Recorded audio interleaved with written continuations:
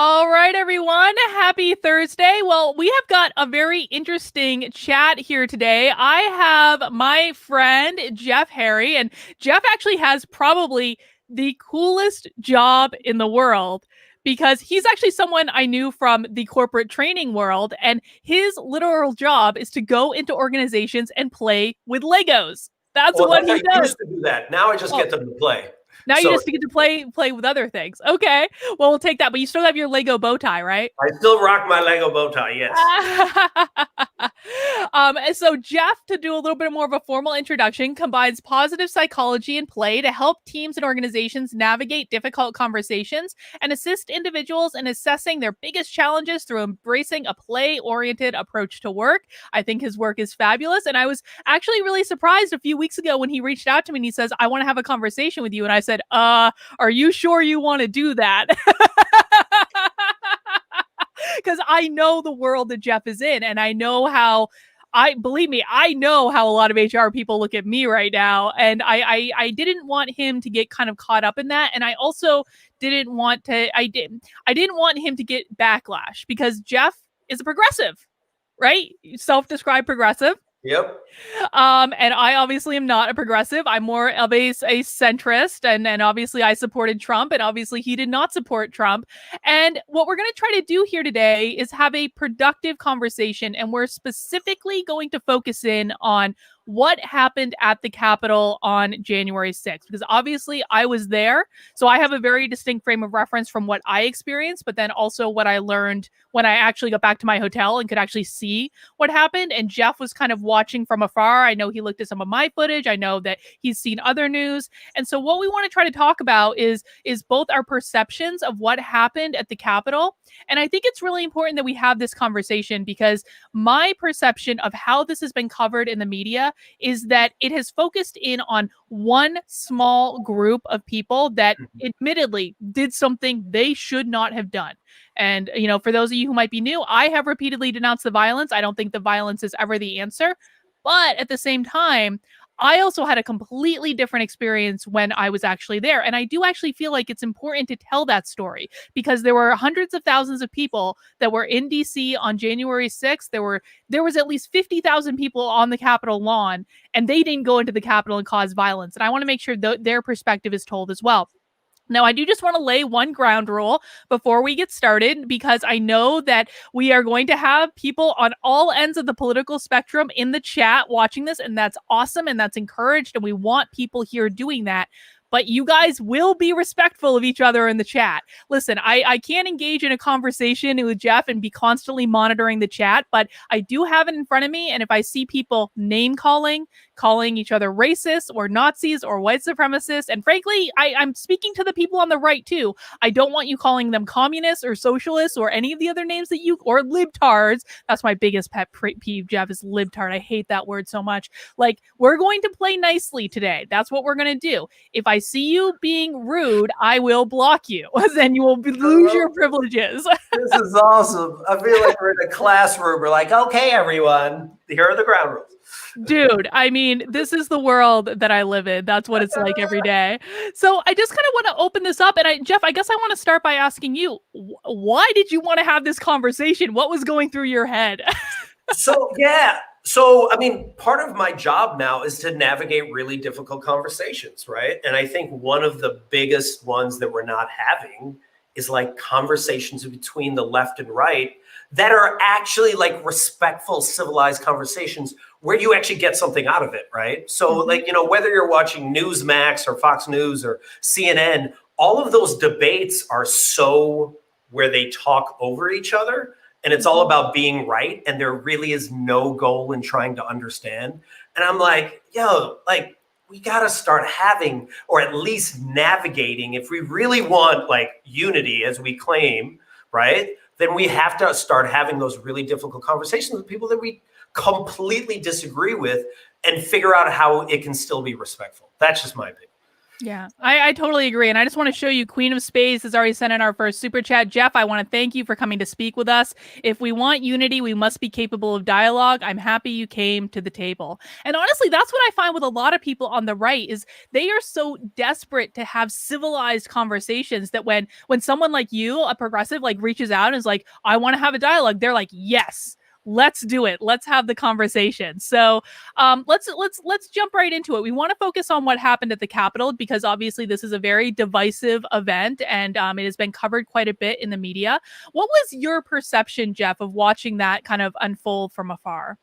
So what was interesting was earlier in the day. So I hadn't paid any attention. Right. I was just like, oh, it's just another protest that's happening.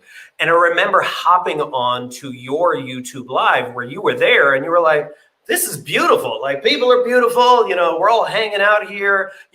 This is why I came to be around people that have like, that I agree with. Right. And they were all celebrating Trump. Right. That part I didn't agree with. But yeah, the rest of it, I was just like, great. And then I went and did a bunch of podcast interviews. And then all of a sudden my phone starts blowing up at like 4 p.m. And I'm like, yo, what is happening? So I obviously like turn on my computer or my TV and I see a guy, that dude, what is With it? the horns. I forgot what his name is, Brian something, and he's like standing where Pence stands usually. And I was like, we can't swear on this, can we? You can swear. It's okay. You can swear. All right, awesome. I was like, what the fuck? Like, what is going on? How did that dude, did they superimpose that dude on there? There's no way that dude is there. There's no way. And then I started watching all the other footage and it was just, and the first thing that came to my mind was, how could anyone get that close? Because I have a lot of friends that have done many protests around the U.S. Capitol, and they aren't allowed within 5,000 feet of that place during anything. And then all of a sudden, people are just kind of milling about, right? And I was just like, what is happening? And people are getting violent. And obviously, I get it. Like, I'm not bought into all like the media in the sense of like, I'm just going to believe exactly what they said.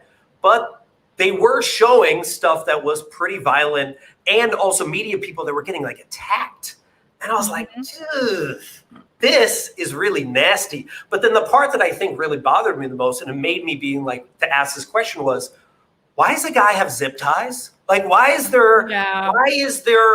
are there people in military uniforms doing as if they were trained to do this, but they are not part of the military? So that was all the things that I was just like in this WTF state.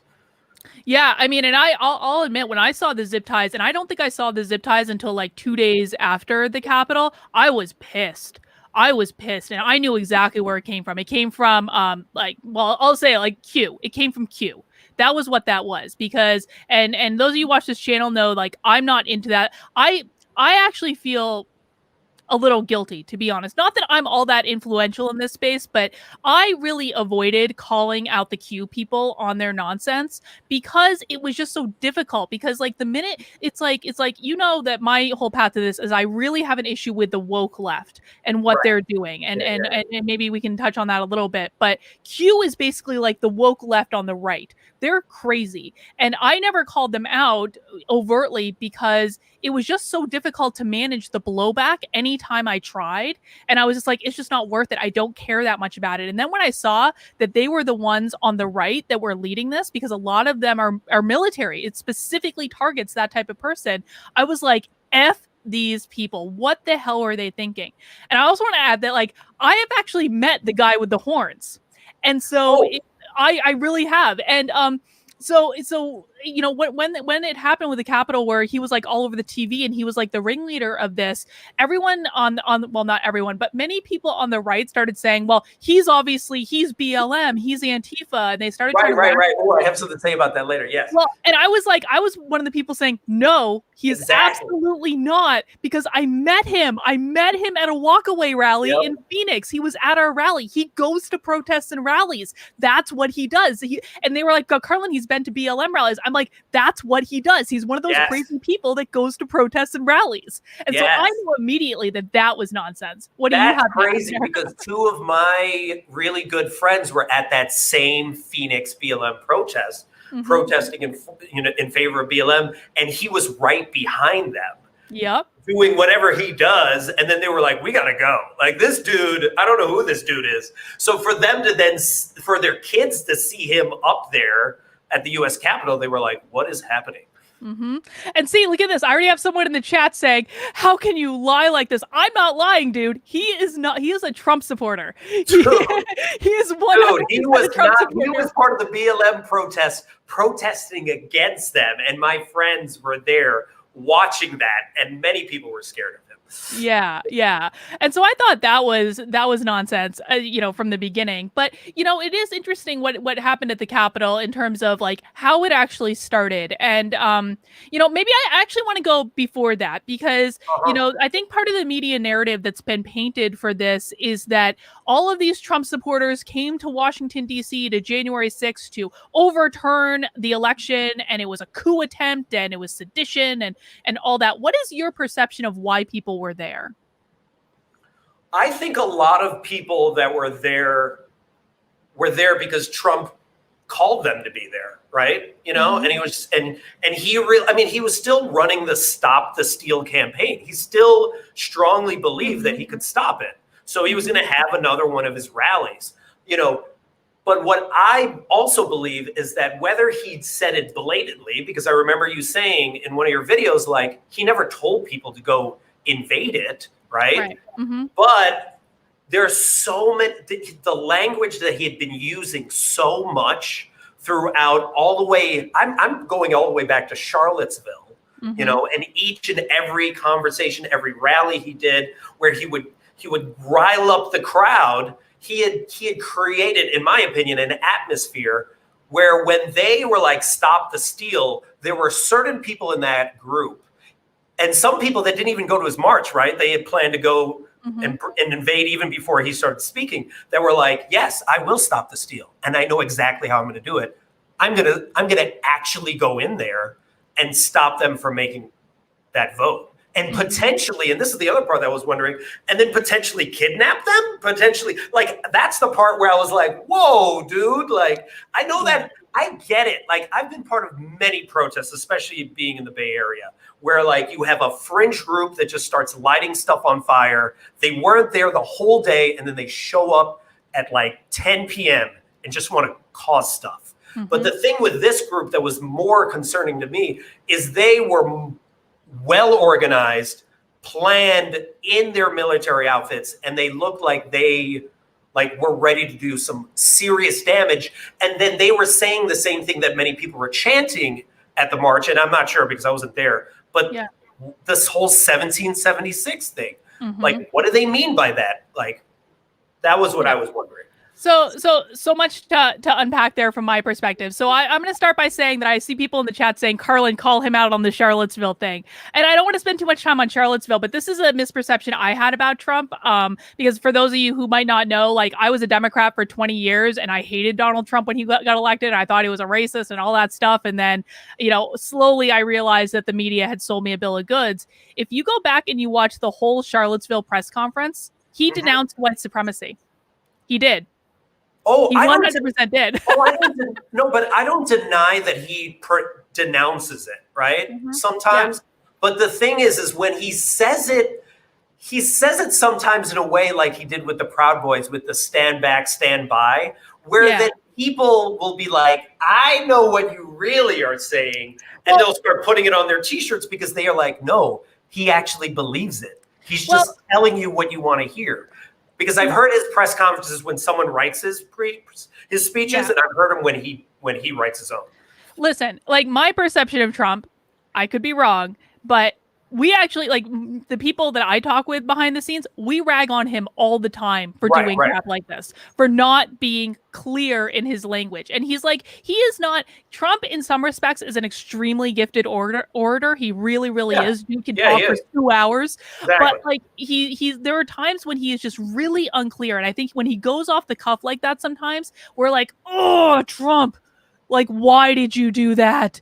And I think that was one of those times. But I don't want to focus too much on that. I want to talk about why I was there and why I think most people were there, because I was at the November protest. I was not there in December. I skipped that one. And then I came for January 6th. And the reason that I came to these things, I can't really, I guess I can speak for the people that I met in the crowd and talked to, but I also think I know enough about Trump supporters at this point to know Trump rallies are fun. They're fun. They are like a rock concert. They are a really good time. And it's not even about Trump. It's like the crowd is just so nice and everyone is there to have a good time. And it's like the most patriotic place that you can be, honestly. And I know that sounds weird in the context that we're talking in, but anytime I've been at like a Trump rally, it was just like you feel like people who love America. And that was something that I had lost for many, many years, was that love for America. And anytime, like a lot of times when they're saying 1776, like what Trump supporters often call themselves are patriots. They're referring to like the revolution, essentially. Yeah. Now, most of them are not referring to it in terms of like, we want to overthrow our government, but some of them do. And that's absolutely serious. And to be really frank, those people make me very, very, very uncomfortable, because I don't think that that is the correct answer. But at the same time, I do like the throwback to the values the country was founded on like this scrappy ragtag group that are fight. And that's what Trump supporters feel like. They feel like they're this group that are fighting for freedom and liberty. And they feel like the left is kind of taking that away from them. And Trump is their guy that like, he's fighting for them. He's fighting for them. And I think that's why they throw that around. So I don't think. I mean, that makes sense. That makes complete sense. I mean, I get it, especially because he has a very populist message. When, as we've talked, maybe you've talked about this before, of like, there's populism and then there's like corrupt elite, right? And I see how like he speaks to this group that is like, hey, I got your back. Everyone else has abandoned you. And in many ways, maybe the government in some ways has, so he taps into that. I think the part that I find or makes me curious is, after 4 years, do they feel like, besides his rhetoric, does his actions feel like they get his back? And if so, how? Okay. How do they feel like he's gotten their back? I want to answer that question. I'm just going to point out one thing, though. Harris here is a little bit of a troll in the chat, and he's saying for non-white people at a Trump rally, you can be violently attacked. Look at the 2016 campaign. Harris, I have been to many Trump rallies. That is 100% untrue. Trump rallies are, with the exception of January 6th, and I don't consider what happened at the Capitol to actually be a Trump rally. That was a whole separate event. Trump rallies are 100% peaceful. They have every walk of life. And I will say, like, just to counter that, because like a lot of people say Black Lives Matter protests are extremely dangerous as well. And like 93% of them this summer were peaceful. So I just want to make sure that we both, recognize that's possible. But Harris does bring up a good point. Would I be comfortable to be able to walk around at a Trump rally, I wish you had given it a try, Jeff. Honestly, I mean, who knows? I mean, it wouldn't surprise me if Trump could actually continue to have rallies, to be honest, even where we are now. And if he does, I really want to encourage you to try it, because I was at the last Trump rally I went to before January 6th was actually, I went to the big one he did in Valdosta, Georgia. And I was actually like in the front row with the walkaway team. And I was sitting right next to Shamika Michelle. And Shamika Michelle is one of the most powerful Black women you will ever meet in your life. Trump came out and Trump saw her and he pointed right at her and he mouthed her a compliment. And like, she was a rock star at that rally. You look like someone like Kim Clancy, And I've seen this where I've seen many times at Trump rallies, they will like prominently put up the person of color and be like, look, we are very diverse, but I don't know if it's that diverse. Like, I would challenge it at least based off of what I've seen. And obviously it's just what I've seen on media. No, so. I mean, well, and to counter that, we were not seated in a position where she was on camera. We were on the side, so she was not on camera at all. And yeah, I mean, I would say every single Trump event I have ever been to has been incredibly diverse. In fact, I'll give you an example. So walkaway rallies are not necessarily Trump events, because walkaway is not, it doesn't advocate for any particular candidate, but we do have a lot of people that leave the Democrats and ended up supporting Trump. So there was a big walkaway rally in Washington, D.C. Back in October. And I know we're getting off the topic of January 6th, but we'll come back around. We'll get there. We'll get there. We got a lot to discuss, okay? Yeah. But at the rally, BLM was there. They were all white. And they actually started fights with the black people that were there for the walkaway rally. Interesting. I'll give you another example. We did a walkaway rally in Chicago where almost I was like the token white speaker. It was like me and Mikey Harlow were the token white speakers. Every other speaker at that rally was black. And BLM protested us. They were almost all white. And they were literally banging on their drums, drowning out the voices of black people speaking at the rally. So that's been my experience. That's ironic. Yes, the irony in that is fascinating. Exactly. And so that's been my experience. But again, I would strongly encourage you, if you ever have a chance to go to one of these events, I truly believe I was shocked. At my first Trump rally, that was honestly one of the things that shocked me the most back, a year ago when I was still a Democrat. Like, I walked in there and I was like, in New Hampshire, Jeff, every type of person, I was like, what is going on? I never even see this much diversity in New Hampshire. What is even happening right now? I was so confused. Yeah. I mean, and this is part of the reason, right? When I've seen Trump rallies, and obviously I've seen them through the media, so it's a different lens. Whenever I see Confederate flags and neo-Nazi flags, then I'm like, nah, I'm good, dude. Like, that's where I'm like, yo, I'm sorry. Like, this is very difficult for me to be open to this right now when people are like claiming they're patriots and then they have a Confederate flag next to a neo-Nazi flag, next to a Trump flag, next to a U.S. flag. And I'm like, what? Why can't I be a patriot? Why can't I fly the patriot flag or the U.S. flag without feeling like then I have to agree with this? Yeah, so I agree with you about the Confederate flags. I do not like the Confederate flags, but and there absolutely were Confederate flags there on January 6th. I don't know. I think people bring them and it's just antagonistic. I don't think it's helpful. But the American flags, like, see, what the media always does is they take the one picture of that one crazy guy with the Confederate flag and they're like, this is what it is. And it's usually not. There's like a sea of American flags. The neo-Nazi flag, I will say, I've only ever seen one real neo-Nazi flag at a Trump rally. And it's actually this dude that goes around like bashing gay people. And I saw this happen right in front of me in the November rally where this dude was bashing gay people and he unrolled his neo-Nazi flag. And you know what happened? And I actually have this on video. The entire crowd encircled him and started chanting, "Trump loves gays." He was not welcome. I swear to God. And then the Proud Boys came over and he got removed. Like, he was not welcome in that crowd. I have this on video. I'm happy to show it to you. And that's what happens now. A lot of times there is confusion though, because there is do you know okay. Do you know what KEK is? No. KEK is a 4chan troll that they're basically like, they're mocking the left with this. Like, 4chan comes up with like a lot of trolls that they're basically doing things that are super un-PC, and it's deliberately to piss off the left. There is a flag for Kekistan, which is, oh God, I'm going to flub this because I don't know that much about it, but it's like this country that they've created, this fantasy country that they've created, that they deliberately designed the flag to look like a neo-Nazi flag, but it's not. It's specifically to troll the left. And that oftentimes, when you see it from afar, it looks like a neo-Nazi flag, but then people who know what, like I'm seeing like anytime a green frog, like I'm seeing people talk about in the chat right now, anytime you see like the green flag that looks like a neo-Nazi flag, 99% of the time it's the flag of Kekistan, and it's a troll. I swear. And I never knew this stuff either. This is a whole little subculture of people who just love to troll the left. Well, so I get that. I used to work for Organizing for America, which was this Obama organization that was advocating for a lot of his policies. And I remember when I was at those forums when the Tea Party had just appeared, right? And the Tea Party there usually be 300 people in this town hall, but there would be like 20 Tea Partiers, and they were loud beyond belief. And I remember talking to reporters and just some of the cameramen, and they were like, look, we got to film this. I know it's only 20 people, but this is good TV. This is the best TV. So I get that whether it is Fox or CNN, they're just looking for the most sensationalized stuff.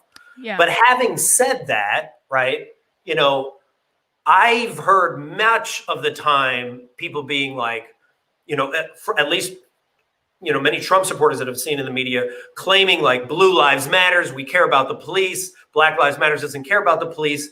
And then to ironically see them beating up police officers, I was like, yo, dude, like you've just lost all credibility that you claimed that you cared about this group, and you're hitting them with the American flag. Oh, that pissed me off something fierce. Let me tell you what. But here's some more context for that. So, do you remember what happened after the rally in DC back in November once the sun went down? Do you know what I'm talking about? Okay. No. So there needs to be more context to this. So I guess we're kind of talking about all three post-Trump rallies in DC, kind of.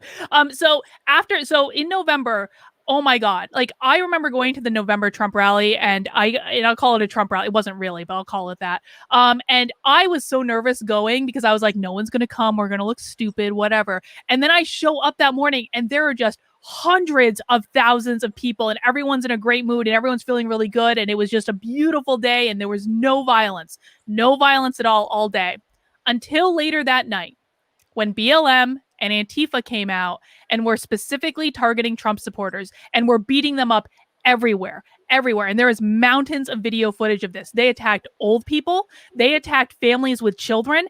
Physical violence against these people. They would like steal their flagpoles because Trump people like flags and hit them with the flagpole. They knocked an old man off his scooter. I saw them marching in the streets on 2 separate occasions. I was having dinner with the walkaway team, and down the street comes BLM marching and screaming slurs at Trump supporters, and making it very clear that they were not welcome. And it was actually to the point where I had to walk back to my hotel. And I was telling people that if I saw them out with a MAGA hat, I was like, you need to take that off now. If they know you're a MAGA person, they are going to beat the crap out of you. And this went on all night. And the other time I saw Antifa was they marched past. I was staying in the Trump hotel for this one, which is really, really nice hotel, actually. But I left the hotel, and the first thing I saw was Antifa marching down the middle of the street, chanting, "America was never great."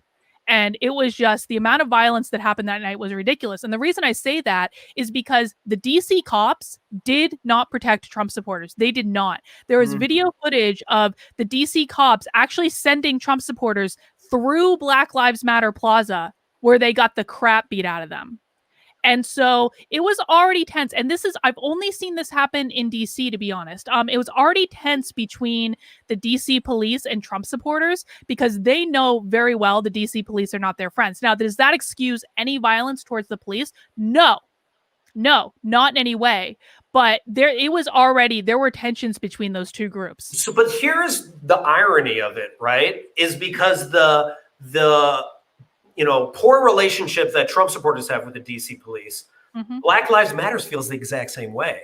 When they were doing a lot of the protests during August, there were times when they would block many BLM supporters and they wouldn't let them go home. There was even one group of, I think it was like 100 people that had to cram into this guy's house and basically sit there for 4 hours because cops were waiting to arrest them because they were past curfew. So there is an irony in it that we both have bad relationships with the DC police. So I think, and also it stems from, when Trump came out to do his Bible, picture, and people were getting shot by tear gas, right?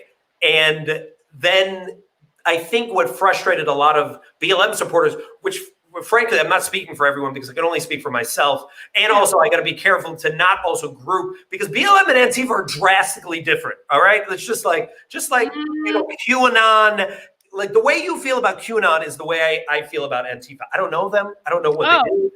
Good. I just know that they show up at the end of protest anywhere I've been, and they start burning shit.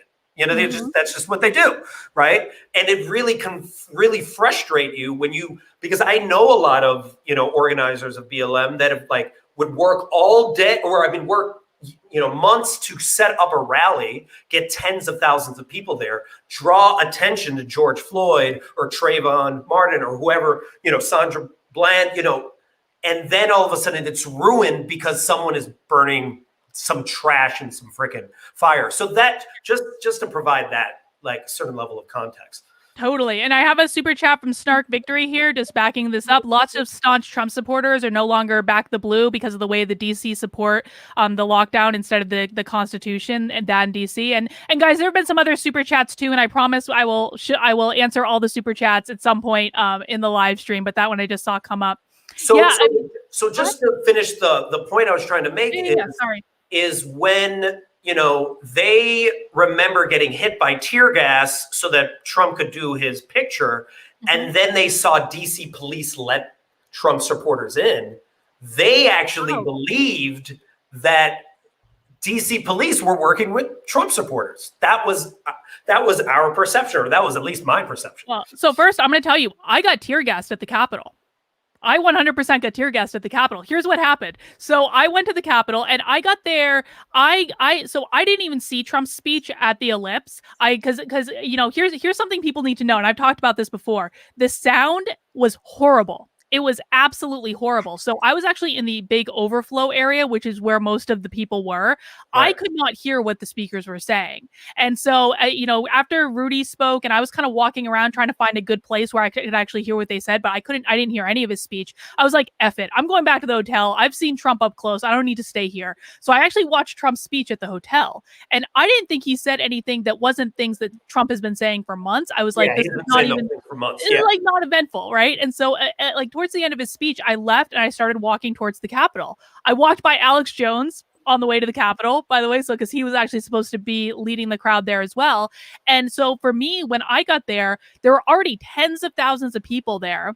All I saw was that they were standing around being peaceful. And I was like, oh my God, like the mass quantity of people that were there was ridiculous. Like it was ridiculous. I have never seen so many people in my life. And I looking down the mall, I could see people all the way back to the Washington Monument working their way to the Capitol. And so I got there and I'm kind of like looking around and just walking around and trying to get a feel for it. There was supposed to be another event there, which is why I went. There was supposed to be there was a permitted rally that was supposed to happen at the Capitol. And I was like, I'm going to go see, like, Brandon Straka was supposed to speak and some other people. And so I get there and I'm looking around and then I looked up towards the Capitol and I'm hearing like loud noises and then I see like a white mist and I'm like, what is that? And like I hear people in the crowd saying, oh, they're tear gassing people. And they were just saying like super casually, like it was just like, oh, they're tear gassing people. And I was like, what the hell are you talking about? They're not tear gassing people. Why would they be tear gassing people? And it was just like, I was like, the casual way in which it was said was like Trump supporters sometimes make things up. I'm sorry, guys in the chat, but you do. Sometimes you make things up. And I was like, they're making that up. That's not tear gas. But then I got closer and closer because I wanted to see what was going on. And it ended up that like the guy directly in front of me like got hit with a tear gas canister. And so like I literally got tear gassed. I basically like fell to the ground and covered my face real quick. I was like, holy shit. And that's when I realized, like, what the holy hell is even going on here right now? So there was 100% tear gas at the Capitol. Oh, I believe that. No, I saw it. I saw it there. I think what was just, it blew my mind, right, was from my perspective, I was like, why are there that many people just chilling on the Capitol? Almost like hanging out like it was a picnic. Because I know at any protest, any Black Lives Matter protest in DC, you're not allowed within at least 5,000 feet from the Capitol, right? Mm-hmm. And if anyone would do what we believe that a lot of Trump supporters or maybe just QAnon did, right? We would be shocked. Like not just one person dying, but multiple people dying, because most of what Black Lives Matter protests is people that got shot when they weren't doing anything. So to actually be like shoving a bunch of cops and pushing them, and then to see these DC cops who usually shoot Black and brown people very quickly, all of a sudden not doing any of that and being as safe as possible, it just kind of blew my mind to do that. Even when I saw people shooting bear spray at them. And I'm like, Yeah, and to be honest, like it actually pissed off. There's actually a video that just came out the other day of this was up by the building, and this one guy in a MAGA hat basically ran over to the police and was like, "They're destroying the Capitol. Why aren't you doing anything?" So even there were MAGA people in the crowd that were really pissed at the way the police handled that whole thing because they're again, these are very patriotic people. They're very, very respectful. And actually, one of the things that's been talked about is that yes, some Trump supporters did go in the Capitol, but it probably wasn't as many as the people who instigated it wanted to go in the Capitol. They probably wanted Trump supporters to bum rush the Capitol, Right. and they could have because there were 50,000 people on that lawn, and they chose not to because they were like, no, we're good. But I will say why I think, Interesting. Okay. yeah, So there were a lot of people that were like hanging out that I was like, I could go in, but nah, that seems a little dangerous. oh, the vast majority of people were like, no, we're not going in. In fact, like I did not know that people were in the building up until like the very end. I had no idea up until I got very close to the building that people were even in there. But I want to go back because you said like, why were they hanging out? Well, I think, first off, there was actually legitimately supposed to be a permitted rally. You can hear me, right? Jeff has just walked away. Jeff has gotten up and walked away. Oh no, what happened? Am I being ambushed? What's going on? Jeff, what the hell? I have no idea what's going on right now, guys. So I'll just say right now while I have a little break, if you're enjoying this conversation, please hit that thumbs up button. Oh, he's back. Jeff, we're back. Okay, Here, I was like, where did he go? Let me switch my Wi-Fi to make sure that it's good. That's okay. That's okay. So why were people there? Well, first off, like again, there was supposed to be another rally there, and that was publicized. That was like everyone knew that there was going to be another rally there, and that was actually the Stop the Steal rally, which is different. There are all sorts of fractured groups within this movement, and like the people that had the rally at the Ellipse are different than the Stop the Steal people, and I hate the Stop the Steal people, by the way. I can't stand those guys. Interesting. Oh yeah, Can you tell me more? Wait, what is it that you hate about them? I think that Ali Alexander is a grifter. I think that he's doing this for financial gain. I think he's a grifter. Who is that? I don't know who that is. He is the guy that actually runs the Stop the Steal thing. Is like a whole organization, right? And he is the guy that actually organized all the Stop the Steal rallies around the country. I think he's a total grifter. I do not like that guy. He gave me bad vibes from the beginning. I'm not a fan, but. Those are the people who organized it. I also am not the biggest fan of Women for America First, who organized the whole thing at the Ellipse.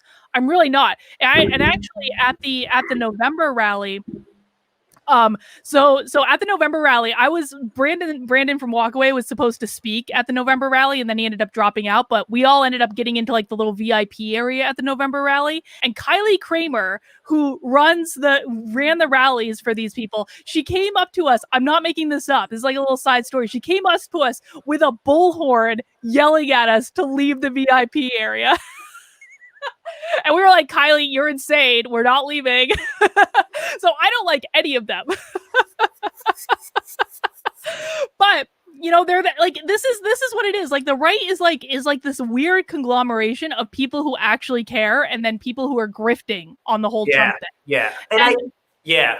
No, I'm just gonna say, like, I think we have to realize that from both sides, right? Yeah. That when someone does something that maybe is I don't know if they're part of Antifa or not, and they claim themselves to be Black Lives Matters, and you're like, no, you're not. Like, what are you doing? Mm-hmm. None of the stuff that you're doing is representing this movement at all. I think we have to realize all of the different groups in it, and even also all the individuals in it, because obviously everyone doesn't agree, right? Yeah.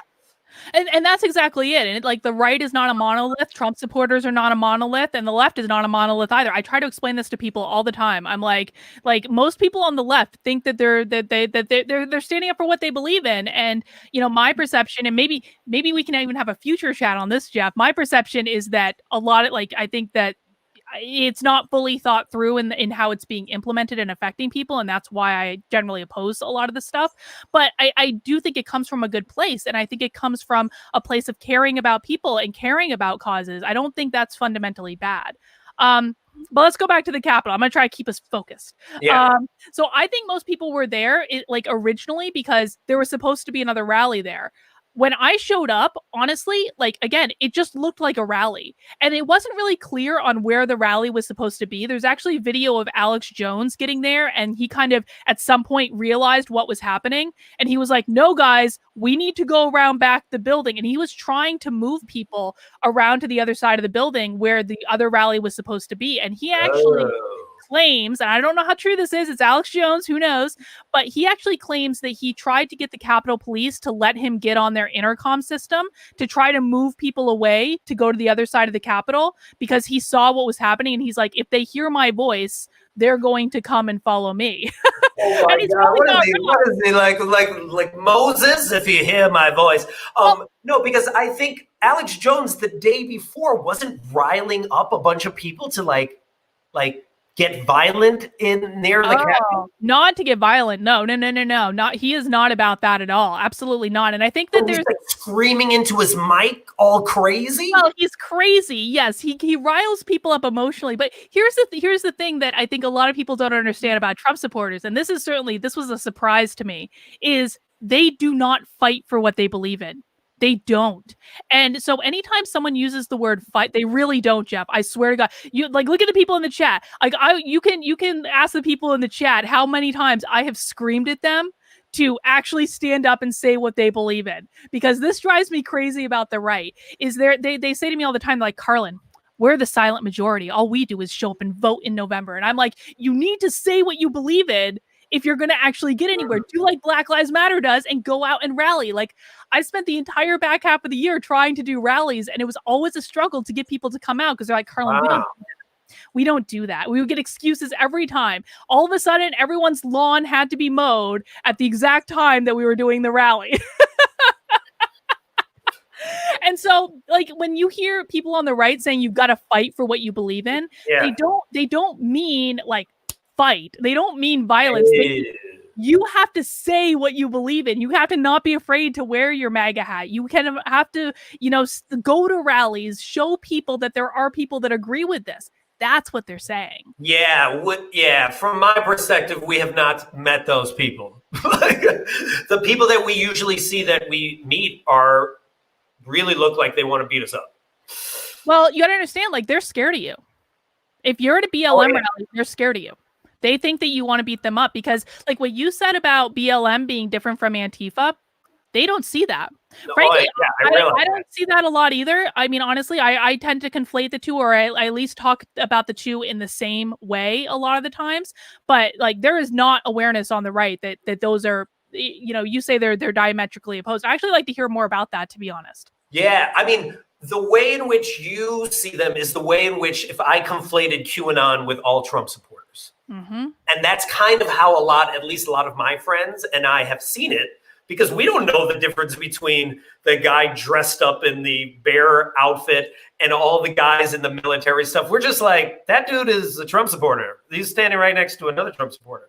That is our perception, right? And then as for the difference between Black Lives Matter and Antifa, and I don't even know fully what Antifa is, because even people that I know that would subscribe to that are like, it's not like a organized entity. Their whole name is anti-fascist. They just like to cause a lot of shit they like to burn a lot of shit, but they're not very organized. They just like to show up and start shit. Kind of like the Proud Boys like to start shit. I almost sometimes feel like, Proud Boys and Antifa, why don't you guys go fight, while the more calm people, we can just we'll protest, but we won't need to get all violent. But I think, at least from my perspective and the BLM rallies that I've been at, mm-hmm. the whole point is to draw attention to someone that got murdered when they shouldn't have been, right? And to be like, why are we continuing to fund this entity that is not protecting our community, right? That is our goal. That is the goal of what we want when when people are speaking to the media. It doesn't make sense for us to burn shit, right? It would take away from the actual message. So I think a lot of times they even said this about, like, in Minneapolis, I don't know if it was like a white supremacist who started the fire in the police station or someone that was Antifa, but whatever it was just like, those are some white people burning the Minneapolis police station, and then being like, yo, look at me, I'm part of this movement. It's just like, what are you doing, dude? Like, why are you, the amount of times I've seen people spray painting something and then a group of us have to push them away and be like, don't write that. You don't even know, I've never even met you. You haven't even been part of any of these organizing meetings, but now all of a sudden you're dressed in black and you're doing a bunch of stuff. And it's just like, I don't even know who you are. And to hear that happens all the time at a lot of these protests. And then it ruins the whole message that Black Lives Matter is trying to communicate. I love that you just said that, because first of all, if they're dressed in black, they're Antifa. I guarantee you, because you know what, like at least they're not a Trump supporter. I'll tell you that, because Trump supporters wear color. I get confused for Antifa all the time because I dress mostly in black. And so sometimes I go to these things and people don't know who I am and they're like, are you Antifa? I'm like, no. But like they don't wear black usually as a rule because that's Antifa. I want to talk about what you said about the Proud Boys though, because I have mixed feelings right now about the Proud Boys. On one hand, I will tell you that I've met many Proud Boys. They're not white supremacists in any way, shape, or form. Their leader is not white. He's Afro-Cuban. He's literally not white. And so like the whole idea of them being white supremacists is like absurd to me. But I will say, like, they're a drinking club mostly. But I will say that, you know, the thing that gets them into trouble, that's what they do. They hang out and they drink. That's literally what they do. But like the thing that gets them into trouble is that they are not hesitant to fight Antifa. If Antifa shows up and starts a fight with them, they are going to fight back. And I kind of agree with you in that I love seeing Proud Boys and Antifa fight. I love it because Proud Boys. I love it. I'm just like, just go over there. I love it. I'm like, there was a big showdown in November in DC around like midnight, 11 o'clock midnight after the rally, in which the Proud Boys beat the ever loving crap out of Antifa.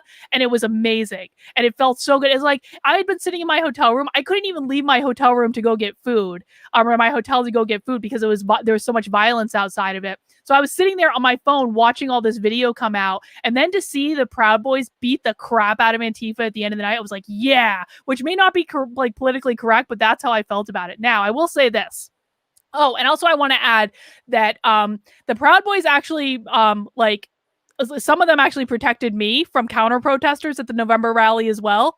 And so I felt safer on the Proud Boys. I knew if the Proud Boys were there, I was going to be protected. I knew the police weren't going to do shit, but the Proud Boys were going to take care of it if anything happened. But I will say that I saw this happen in the December protest, where I was watching a live feed of someone following the Proud Boys around, and they were walking around DC trying to get to Antifa to start a fight. And I was like, they're looking for them. They're looking for trouble. They're looking to start a fight. I'm not okay with that. I'm perfectly fine with them engaging in a fight if Antifa starts it, but they were literally hunting them.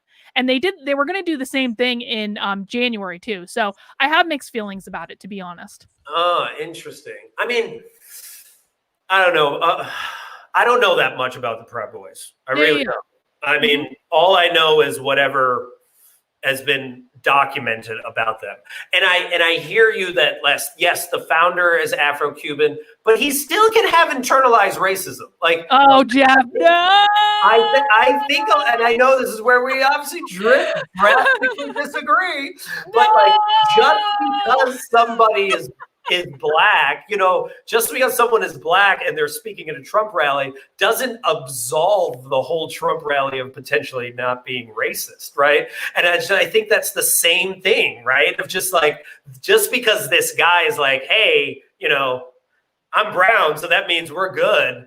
Like, they still can target people of color.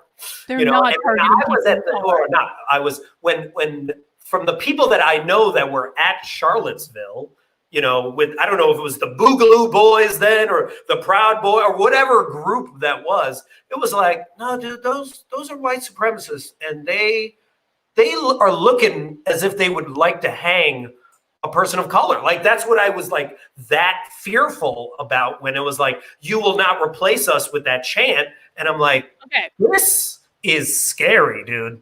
Hang on. That was not the Proud Boys in Charlottesville. And I think like we need to. I guess it all gets conflated, right? I don't know.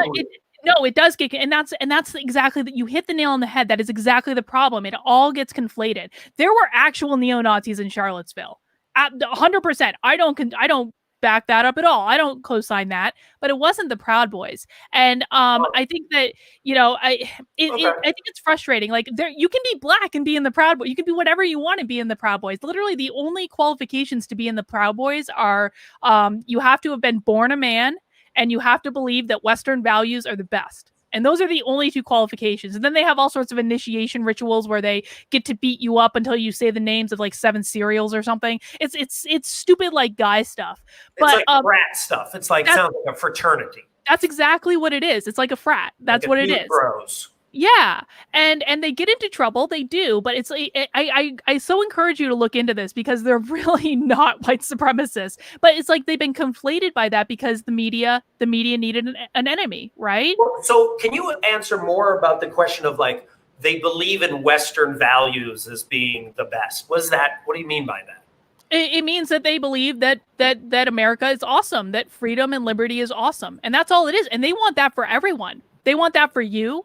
They want that for me. They actually, like, one of their core values is venerating the housewife, which obviously, like, I'm not a housewife, but like they have a deeper, they really do like respect women. I think, like, the ones that I've met anyway, like they were always very, very nice to me. So it's just like what they don't want is to see the fundamental liberties and freedoms that the country was founded on go away.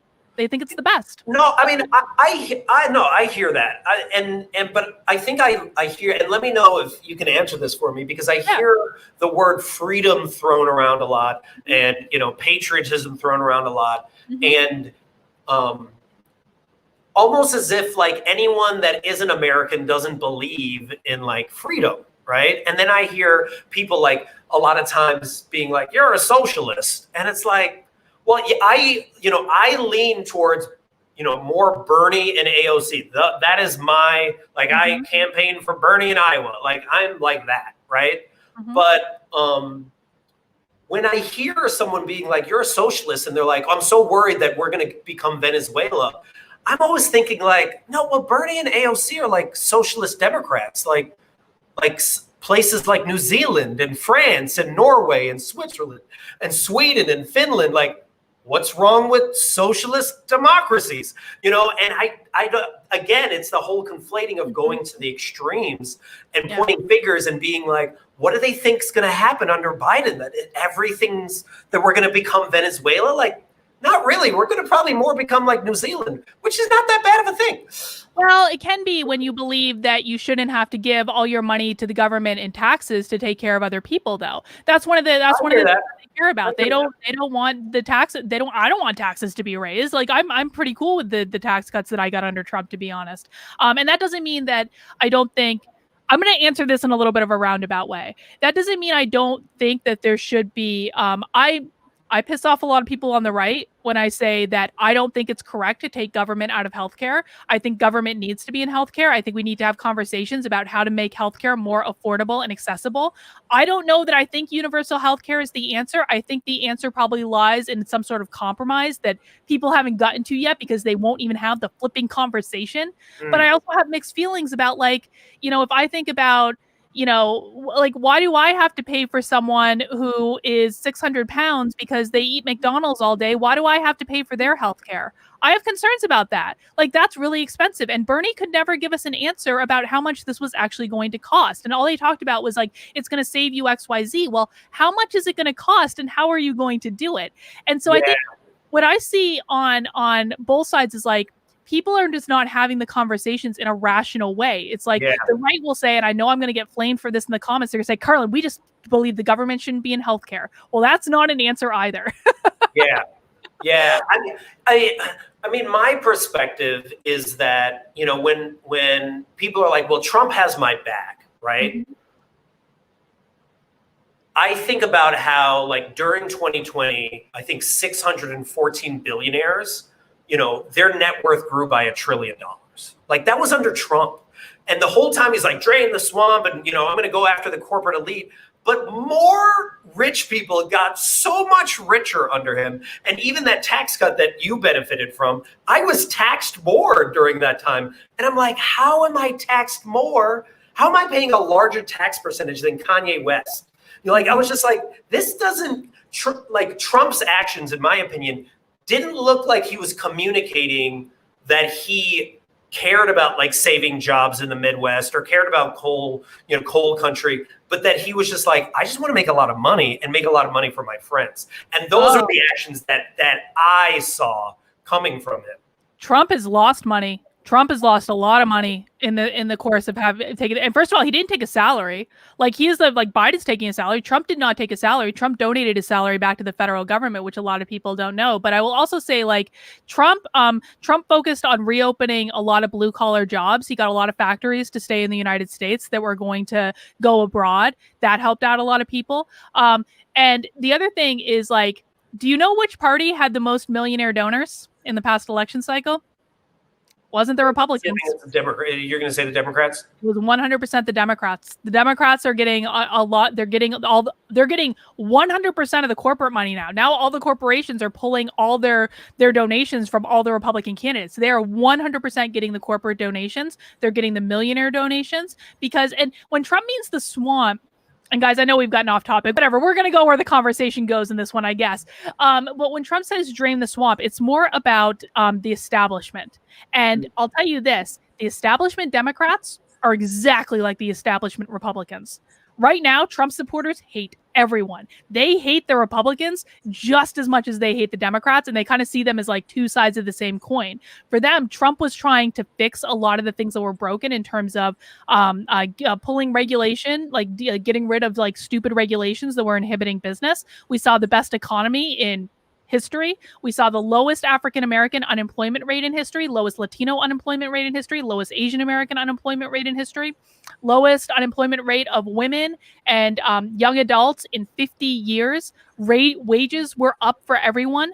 Like, what Trump did in terms of fueling the economy was really, really, really working, and it was benefiting a lot of people. And to some of the things that you're caring about and advocating for, Trump was investing in the African-American community. Did you know anything about Trump's platinum plan? No. Oh, this pissed me off. The fact that he didn't talk about this more really pissed me off. Trump started making investments in the African-American community specifically. And we look at a place like Baltimore, where he was creating opportunity zones in disadvantaged areas that were specifically designed for Black and brown people to have more access to jobs and to create small businesses that could thrive. There were all sorts of credits that came in. Tim Scott, who's a senator from South Carolina, I think, was actually working on this with Trump. Trump also was the president that made permanent funding for historically Black colleges and universities. Obama didn't do that. Historically Black colleges and universities had to go back to the federal government every 2 years and beg for funding. And Trump made that permanent, or at least he made it out like 10 years or something where they have to come back, because he was like, this is stupid. You're coming back every couple of years and we're obviously going to say yes. So why don't we just make this permanent? That came from Trump. And so, I mean, he really was speaking to a lot of these issues that I think you care about. And the sad thing is, A, the Trump White House sucked at articulating what its positions were. B, the media was just constantly out to make him a racist and white supremacist, so they didn't report on any of it. I had no idea this stuff was happening until after I left the left. That's interesting. I mean, this is where, we may have disagreement, because when I hear him claim that it's the strongest economy, he's basing it off the stock market. And you have to take in consideration the fact that 50% of the U.S. don't own stock, and 70% of the stock is owned by the top 10% of Americans. So if you're making $100,000 a year or more, then hey, the stock market is a reflection of how well you're doing. But if you're looking at the rest of America, the stock market has no relevance to the economy, at least from my perspective, at least, what I've heard from like Robert Reich. But the other thing, don't listen to him. And I know we probably disagree, he's a liar. But I feel like I also feel he did not get people's back was, when you look at what other countries did when we had to do the lockdown, what is it? In the Netherlands, they covered 90% of wages. In France, they covered 84% of wages. In UK, they covered 80% of earnings. They basically were giving away up to $3,000 per month per individual. And if we had just taken of that $2.2 trillion tax cut, just $1 trillion, and just given it to working people, that's about 160 million working people at the time, that's about $7,500 that we could have given to each and every individual. And then we wouldn't have had to open, and 100,000 businesses wouldn't have had to close. But instead, and again, this is my perspective, is he made it seem like it was on the states to figure this out. So he made it a false choice where you're going to lose your business or you have to protest your governor, when that was never needed as a choice. And we could have saved a ton of lives as well as saved a ton of businesses. But he chose not to do that. Instead, a majority of that $2.2 trillion went to the elite, both on the Democrats and Republicans. Right? Most of the money went to corporate subsidies. So when this is why Bernie says what he says, he's like, how are you going to pay for that? It's just like, we're subsidizing corporations all the time. We spent, I don't know, $1 trillion on the F-14 for the Department of Defense. In 1 year, if you just took a percentage of the Department of Defense, you could cover the student debt forever. You could just cover the whole thing. So it's just like, my opinion is his actions communicated that he was like, you're on your own. And if your business goes out, then that's on you. Hang on. In the middle of a pandemic. Okay, so first of all, I'm not basing it just on the stock market. Again, lowest African American unemployment rate in history, lowest Latino unemployment rate, and wages across the board were up. So there are multiple things that we can look at here, and he had a whole plan for even more stuff that he was going to do in the second term, and unfortunately that didn't happen. But I also want to say this: like, your beef is not with Trump. Your beef is with the Republicans and the Democrats in Congress. Yeah. That is where your beef is at. Trump was complaining since April of last year, open the economy, open the economy, open the economy. The reality is, though, that it is the governor's responsibilities in each of these states to make the decision. Trump doesn't have jurisdiction there. The president, this is true for Biden, too. They do not have jurisdiction. It is the governor's responsibility, but Trump was screaming about it. Trump was also pissed. He wanted there to be more stimulus, and it was blocked. And we can debate whether the Republicans in Congress blocked it or the Democrats in Congress blocked it. I think they both bear fault. I bear no love for the Republicans in Congress right now because they both wouldn't get together and actually work something out. Another place you and I can agree is that I'm pissed about the corporate subsidies. I am particularly pissed about the airline bailout. I think that was stupid. $1 billion. I've been railing on the airline bailout for months because I was flying every single week, and those airlines are treating their customers like dirt. They have ruined the flying experience. And I was like, hell, if I want to give them more money, they need to clean up their act first. Like, I understand like corporate bailouts to some extent because you don't want the price of flying to like fly, off the table of affordability for like the average person. And I get that, but I was pissed about the corporate bailouts. I wanted the last stimulus to be about helping people, and Trump was the one that out-lefted the left on the last stimulus. He completely he came out and said, I want to give people $2,000. Yeah, he said that at the end. I mean, AOC and Bernie have been saying that for a while, so I mean, it was just like, okay, but Jeff, again, Trump was too. Trump wanted the people to have more money, but the Republicans and the Democrats in Congress were just fighting on this over and over again. And again, I think they both bear responsibility for that. I know. So I agree they both bear responsibility, but I'm also not absolving Trump of responsibility because what could he have done? Even there was even one report of like $454 billion was allocated to small business, right? 340 billion of those dollars were not allocated to small business. They just utterly just went missing. And it was Steve Mnuchin, who was under Trump, that was just like, yeah, I'm not going to release this money to the Fed. And I was like, Trump could have changed that. He could have saved so many more businesses. As for going back to the whole thing of like, highest African-American unemployment or employment,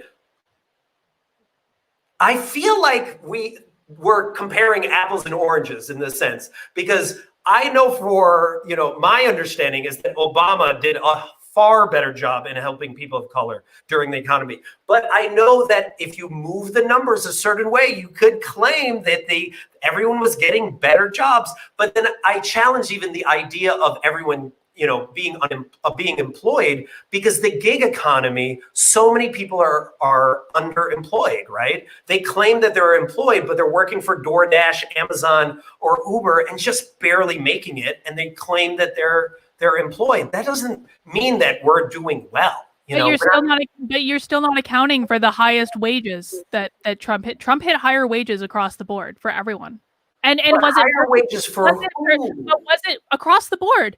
And was it perfect? No. But again, you can only do so much. And Trump, again, I have to emphasize this. He was screaming since last April to open the economy. He was like, the states need to open the economy. This is where we disagree, because if I was in that position of power, would have allocated, the 2,000 to 3,000 per month, as like Bernie and AOC had suggested during March, April, and May, especially because a lot of people were going to be getting displaced from their homes, and keep the economy closed and actually not give out loans, but actually give out, just like, or forgivable loans, frankly.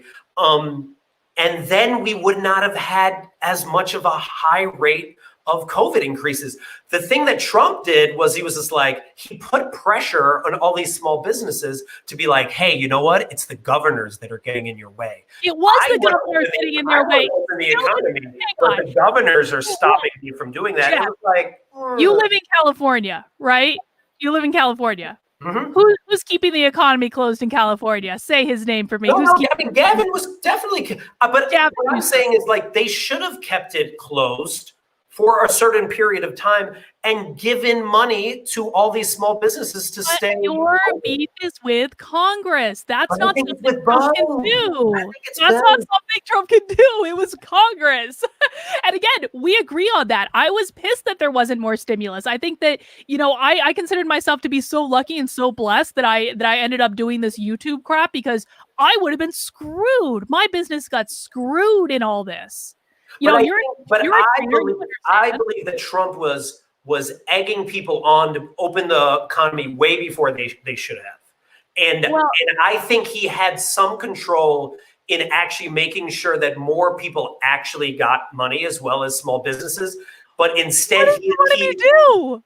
How was he going to pass the bill? Like, it had to be approved by Congress. Congress had to pass the bill. Like, what did you want? Like, and you have fucking Mitch McConnell. Oh, this is where we agree. Mitch McConnell's a douche. Dude, he is. I agree with that. Yes, we can agree that Mitch McConnell, especially since he blocked the pardon of Julian Assange. Yes, we can absolutely agree that Mitch McConnell is a relic and he needs to go away. But the thing is, most Trump supporters would agree with you too. Most of them hate Mitch McConnell. Oh yeah, I actually believe that as the president of the United States, he could have had more power to release more money. Anna Maria is making a great point with a super chat. The left calls Trump a dictator, but Trump was not acting like a dictator in any way, shape, or form. What you're talking about in terms of like, he should have done this, he should have done that, that would have been him overstepping the bounds of what his office is allowed to do. Then he asked him to become a dictator. Well, the reason why us on the left call him a dictator is because of how he attacks the media, which is supposed to be the fourth estate, right? How he usually ends up being right have consistent press conferences, so there was a lack of transparency. You didn't even know who was coming in and out of that White House, and usually that's public. The fact that he wouldn't release his tax returns and lots of other things where he just was not letting people know what he did. Meanwhile, everyone else has always done that. And it's just like, well, I was in the middle of an audit. What, for 8 years? Like, you can't release that? Like, come on, man. Come on. But him not releasing his tax returns doesn't make him a dictator. It might make him a douche and he's trolling, because that's what Trump did. I guess what I'm talking about, dictator, is like the ignoring of democratic rules, right? But that's what his whole drain the swamp thing is about. is I'm going to come in and I'm going to do things differently than the establishment has done them before. That was part of the basis of his appeal. And I think, I mean, we can agree that Trump didn't do things the way that they'd been done before. Sometimes I think that's good. Sometimes I think that's not so good. But I think, I mean, you and I we work in corporations, right? So we know that sometimes you need someone to come in and say, how you're doing this is stupid. Stop doing it this way. Right? Or how you're like, stop doing the thing that you've always done just because it's the way you've always done it. And sometimes they offer suggestions that work, and sometimes they offer suggestions that don't work. But like, none of that makes him a dictator. Like, there's this whole thing. I mean, for weeks and weeks and weeks, all I heard about was how Trump was going to have to be dragged out of the White House by the military. At the end of the day, he walked out of the White House, he got on his helicopter, he got on Air Force One, and he flew to Palm Beach, and there was like really no to do about it. Well, I think the reason why a lot of people were saying that he was a dictator was because he was choosing to do whatever he wanted and not follow many rules. And one of the biggest ones that I think was scary for a lot of the media was how much he attacked them, right? And granted that they obviously can be very sensationalized at times. That's why they make money. That's part of the issue with the media, is that a lot of times they're trying to get eyeballs, right? Whether that's Fox or CNN, right? But the willingness to attack the media so blatantly and then empower his supporters to also attack them, whether that was verbally or actually physically, really is what a lot of dictators do. Those are the signs of a dictator. But Jeff, he was telling the truth. He was telling the truth about the media. The media lies to us constantly. They lie to us constantly. I can show you tweets that I sent this morning pointing out blatant lies where they said one thing right before the election and they said the exact opposite thing right after. And they covered for Biden in this whole election. And listen, does Trump always say things in the right way? No. Could Trump have provided many more concrete examples to make this more palatable for a lot of people? Yes, but they lie all the time.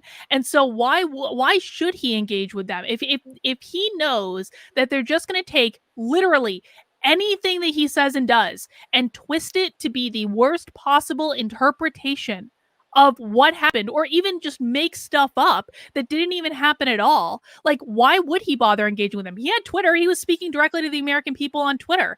And of course, we don't have that anymore. But that was how he was communicating.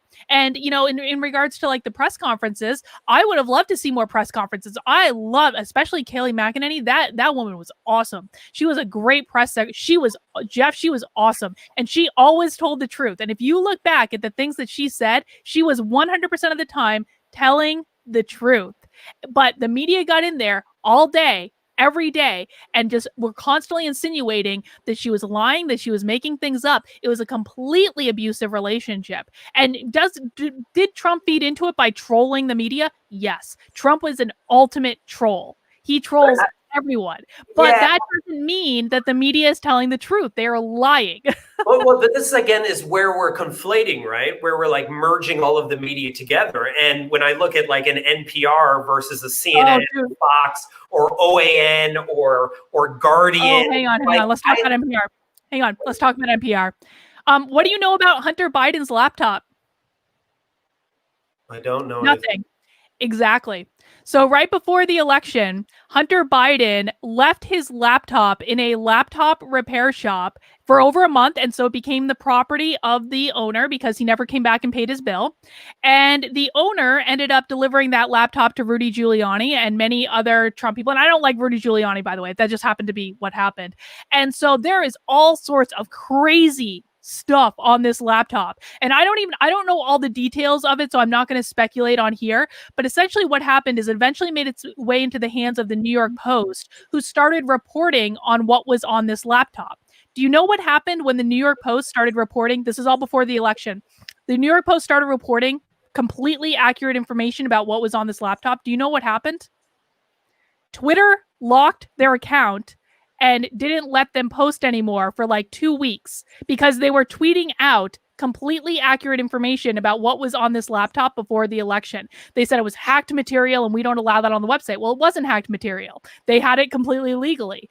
And then NPR, which is how we got on this, NPR issued a statement saying, we are not going to talk about what's on Hunter Biden's laptop because we don't believe it's newsworthy. Well, guess what happened immediately after the election? Everything that the New York Post reported was confirmed, and the media all of a sudden was reporting on what was on Hunter Biden's laptop. They wanted it buried before the election. So then I guess my question then is, do you believe that, an NPR, ABC, NBC, Fox, CNN all are in agreement about communicating a certain type of news? No, but I think that they're all liars, and I include Fox in that. I'm not happy with Fox right now. I'm less unhappy with Fox just slightly than I am with any of the other networks. But if we're talking about NPR, the New York Times, the Washington Post, CNN is awful. MSNBC, they're all liars. Every single one of them are liars. So then where do you get your what do you consider an accurate news source? Like OAN? Primary sources. No. Primary sources. In OAN and Newsmax are right-leaning news sources. They're not without their bias. They absolutely have bias. But what I try to do is I look at the primary sources. I watch a lot of videos of what people actually are saying. I then try to go read the documents. I can't always fact check everything, but that's really where I'm at right now. I am at the point where there is no accurate reporting anywhere, except for I have a few journalists that I trust to basically tell me what's going on because they've just proven to me to be accurate over and over and over again. But mostly I watch primary video or the Associated Press, things No, Associated Press lies too. Associated Press, Reuters, lies. They're a little bit they're kind of okay. And this is, by the way, not to say that there aren't good journalists out there. There absolutely are. There are good journalists at the New York Times. There are good journalists for Reuters and well, I guess maybe NPR. But a lot of them are really, really suspect. But then this is where this is challenging for me, because then it was if we can't agree on a certain standard of facts, then how do we have conversations? Not just you and me, but people in general, because I feel this is the division. It's just you believe this and I believe that, and it's drastically different. So we can't even have a conversation because we don't agree that the sky is blue. Well, I mean, and that is the problem. That is why the media is the enemy of the people. And this is why Trump was always railing on fake news, because he knew what they were doing. I'll tell you what, Jeff, right after my initial article went viral, back in a year ago or something. And the first time I had a hit piece written about me by the media, and it was out of BuzzFeed of all places, you see very quickly what they're doing and how much they're lying. And a lot of times it's they lie by omission a lot of times, where they take one tiny thing that happened and they make that the story, but they eliminate the broader context. Yeah. Or they just don't understand. A lot of this thing, the whole, okay, let me ask you this. What is this? Isn't that the white power symbol? Is it? Be the AOK symbol or something? Yeah, you know where that happened? That was a troll. That was a 4chan troll. That was a 4chan troll where they were let's make the world believe that the OK symbol is the white power symbol, so then we can go and get pictures of all these famous celebrities and politicians doing the OK symbol and call them white supremacists. And it became a real thing. What it really is the circle game. It's a circle game where the military... Yeah, I remember the circle game from way back when, yeah. That's what it actually is. But that's a troll. It's completely made up. And so this is but this stuff gets reported in the media, and a reporter who's not willing to dig into it and actually find out where this came from, they take it and they say, this is the white power symbol. Well, you've just left out a whole bit of context about why the OK symbol is a white power symbol. It makes no sense whatsoever, but then they report it as fact. So then what comes up for me then is if you believe the media is always lying, do you believe that Trump also lies, or do you feel that a majority of what he says is true? Trump lies a lot less than I thought he did at the beginning. Because I did think, you look back at my original Trump rally article, I actually say in the article, Trump lies, this is provable. He does sometimes, but a lot of times it's more that he's not again, we've already talked about the fact that I hate when Trump is not speaking clearly. That drives me crazy. He's not speaking clearly a lot of times. And because a lot of times, and then Trump supporters get in trouble because they have to say what he meant was, and the reason they say that is because they're actually reading and watching the videos, and they're looking at primary sources, and they know enough about Trump to know how his mind works at this point. And they're like, okay, I know what he's referring to. And they have to explain it away. But it looks like when it's taken again out of context, it looks like Trump is making things up. But Trump is actually shockingly open. Like, this is how I feel very comfortable that like aliens have not actually aren't actually like a thing. Well, at least yet that we know of, because if aliens were a thing, Trump would not be able to hold that in. Trump likes talking about this. And the other thing, like, I think this is what really I can see that. He just would say whatever is on his mind. Right. Exactly. He's like very brash. But the thing that really made me understand Trump is one day someone said to me, Carlin, he's just a New Yorker. That's what you need to know to understand Trump. He's a self-deprecating New Yorker who likes to entertain.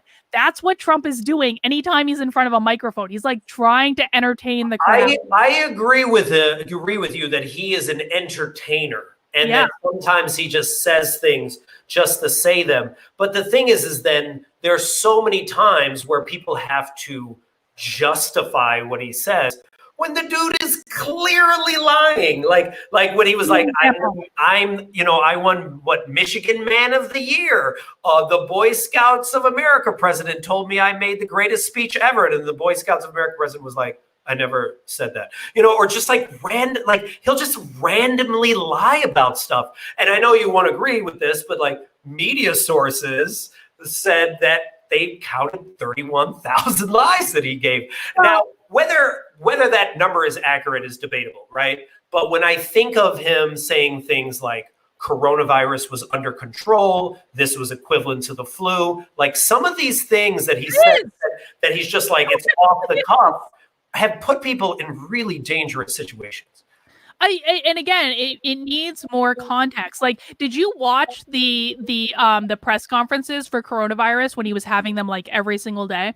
Yeah, I wasn't watching every one, but yeah, I did watch them sometimes the whole one, where you'd be like, it's not that big of a deal. It'll be done by April. Like, I remember him clearly stating that.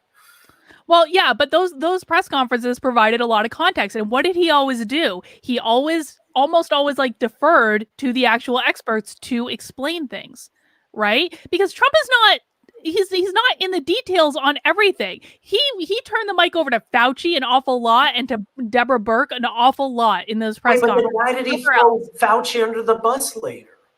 Because Fauci's a douche that wants to keep the economy locked down. Like, I like Fauci to keep people alive. In my opinion, Fauci just wants to keep people alive. Yeah. That's all he wants. COVID has a 99% survival rate.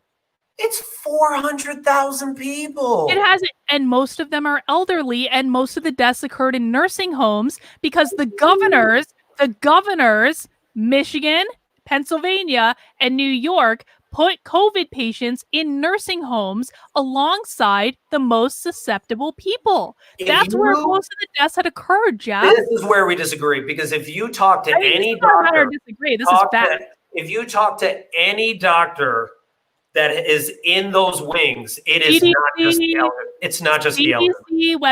CDC website reports that the survival rate, this is on the CDC website, supports that the survival rate for coronavirus for anyone under the age of 55 is 99%. The survival rate for coronavirus for anyone older than that is like 96%. Now it starts to get lower and lower and lower when you have comorbidities. So one or more other things that are going, and usually two or more comorbidities really tend to have some problems. But once you have that stuff going on, the survival rate gets lower. Now, what is the most susceptible population? The elderly. The elderly are the most susceptible population. Most of the deaths have occurred from nursing homes where COVID patients were housed alongside the elderly. That's where the vast majority of them have occurred. They haven't occurred in places where you and I would be. Do you believe Trump did a good job handling? I believe that Trump did as good of a job as he could have done. I would have changed some stuff at the back half of it, but the beginning of, okay, let's talk about this. In January, Trump was being impeached there was an impeachment trial for no crime. And this is when I really started to red pill. When they charged him for no crime when he was impeached the first time, like, I'm sorry, that's what impeachment is. It's literally for high crimes and misdemeanors, and they did not impeach him on any crimes. They could have, they chose not to. So that was when I started questioning. I was like, this is all bullshit. Then they went to the trial in the Senate. I'm going somewhere with this. Okay. Trump was the impeachment trial in the Senate was happening when coronavirus was starting. So Trump was already distracted, right? And even then, he closed travel to China. It was something like January 24th, 25th, it was something like that. It was like the end of January. He shut down travel from China to stop it as much as he could from coming here. What happened when he did that? All over the media and all the Democratic presidential contenders was like, Trump's xenophobic. That's why he's shutting down travel from China. He's xenophobic. That was what he heard, but it was the right thing to do. And Fauci even said it was the right thing to do. And he said it in the face of being called a racist over and over and over and over again. And this was, again, all going on while the impeachment trial was going on. This was at the end of January. You want to guess when Nancy Pelosi made her first statement about coronavirus? February 24th. You know what that statement was? Go down to Chinatown and hang out in Chinatown because we're not racist. Trump is the racist. We're not racist. We want you to come out with all the people in Chinatown. That was when Nancy Pelosi made her first statement a month after Trump had shut down travel from China. Trump immediately also at the same time that he did that started the COVID response team, which is the thing that Fauci and Birx was on, right? So they were having daily meetings in the White House. It was run by Mike Pence, who is resoundingly more responsible for Trump. And I'm not the biggest fan of Mike Pence in the world, but he's anal retentive and he knows details and he knows how to get shit done in the government. So he was in charge of the COVID response team. Trump did that immediately. And was it perfect? No, but how could it have been? There was so much that they didn't know about. Like what could have been done differently that early on? I mean, I really don't know. I don't think that it was perfect, but I don't know what else could have been done. This is where we disagree, right? So I agree that he should have closed, to China and closed the borders to many different countries, not just that, because also it was found that COVID got through France, in New York, at least. That's how it got in at least in that strain. But the thing that was frustrating for me is that South Korea and us found out at the exact same time, right? And when you look at the number of COVID cases and what they did, where they shut down the economy, they told everyone they had to wear masks, the amount of their death rate in comparison to ours is drastically lower. I mean, we're talking about they might have lost 1,000 people total. So just like comparing the numbers, you would be wondering, well, why is that the case? How did that happen? And my opinion is that because Trump was so cavalier, where he was like, yeah, you can wear a mask, you not wear a mask. I'm not going to wear a mask. And it just wasn't like that big of a deal. He wouldn't wear it in public. It took him till, I don't know, May, June to wear it. But also he kept just saying it wasn't that big of a deal. And yes, I agree that he deferred to some of his experts, but then he would contradict them by not doing any of the things that they say, where they were like, stay at home, wear a mask. And then he'd be like, we really should open this economy right now. And it was just like, it was counter to, the message. And because of that, that is why even as a first world country, the rest of the first world, whenever I talk to people outside the country, are like, what are y'all doing over there? Why do you have so many deaths? Like, this is ridiculous. Like, even if you were able to, there's no reason you should have this many deaths. Why are so many people walking around without masks? Why are so many people cavalier? And I won't wear a mask. I'll tell you this right now. I will not wear a mask unless I absolutely have to have a gun to my head. I will not do it. First of all, masks have been there. Many people get COVID while wearing masks. I will not play into this game. And this is part of where we go back to like the Proud Boys and freedom and liberties and Western values. South Korea has a completely different set of values. One of the primary values we have here in America is that we are free to do what we want. And I'm sorry, I will not sit back when someone mandates that I put a piece of cloth over my face that I can barely breathe in, because I really do have a very, very difficult time breathing in most masks. I have a very hard time with it. I get very claustrophobic. I feel like I'm wearing a muzzle and I can barely breathe, and it fogs up my glasses and I can't even see straight. And it's really, really bad for me. I won't do it. And I have no problem with someone saying, you know what, my body, my choice, man. My body, my choice on that one. And I could understand people saying that if you also weren't putting other people in harm's way. I'm not putting other people in harm's way. I'm not sick. Right. I traveled the entire back half of 2020. I never got sick once. But how can anyone prove that, right? Like one of the biggest super spreader events happened when Amy Coney Barrett was being, And now there's a lot of data to show that when you are asymptomatic, it is very difficult to transfer it. When you are outside, it is very difficult to transfer it. Most of the people who have gotten sick have either gotten sick in nursing homes, which is, again, the vast majority, or they have been in their own home. Yeah, I haven't been sick the entire time. And I'll tell you this, I also have been a stickler about socially distancing. Get the F away from me. And I'm not saying that to you, but like other people. I'll tell you, like when they started mandating because they didn't mandate masks in my supermarket for a long time, so I just didn't wear one. Everyone was socially distant. Everyone kept away from everyone else. It was great. I loved it. The minute that they mandated masks, social distancing went out the window. No one did it anymore. And that's what I see a lot of. And I even see this on airlines. Airlines are like everyone 6 feet apart in lines. And then you get on the airplane, they're not leaving any room for anything. So it's all a giant like scam. Yeah, and I'm sorry, like again, and I want to point out the nursing home thing again, because Joe Biden has just nominated someone to be Deputy Secretary of HHS that in the state of Pennsylvania, this person removed their own mother from the nursing home before mandating that COVID patients were housed in nursing homes alongside the elderly. They are responsible for thousands of deaths in the state of Pennsylvania, and they're about to become the new HHS secretary. You want to know why? They're trans. So I recently attended this Reimagine like vigil for the 400,000 people that died. Right, it was the day before the inauguration, and there was a girl. I think she was 16 years old, and she was talking about like her 40-year-old mom who passed away. But then after that, they had a vigil and they threw a lot of the photos of a lot of people that died, and a lot of them didn't look like they were that old. They looked like they were in their 30s, 40s, 50s, maybe 60s. And I think that's the danger of the individualism where, there's this almost like audacity of like, well, I'm not sick, so there's no way I can get anyone else sick. But I think that attitude has potentially gotten a lot of people sick. Well, and I want to say, like, every death is a tragedy. I know people who have had COVID. Most of the people who I know have had it, it really didn't affect them that much. I do know someone that got it really, really bad and was very, very sick. I thankfully don't know anyone that has died. And these deaths are tragic, but that's not Trump's fault, Jeff. It's not.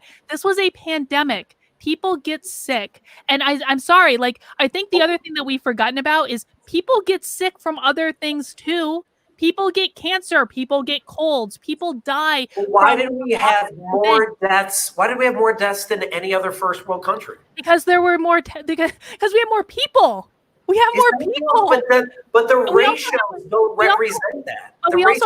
We also have more testing. By the way, we have more. So there are going to be more COVID positives because there was more testing. And the other thing I'm going to say is this. Let's talk about hydroxychloroquine for a second. Because Trump came out at the press conferences early on and says, I have a lot of hope for hydroxychloroquine. What happened? The media jumped on him and was like, no, this can never work. This is the most evil drug of all time. And it was everywhere about how Trump was spreading these conspiracy theories about hydroxychloroquine. You know what happened?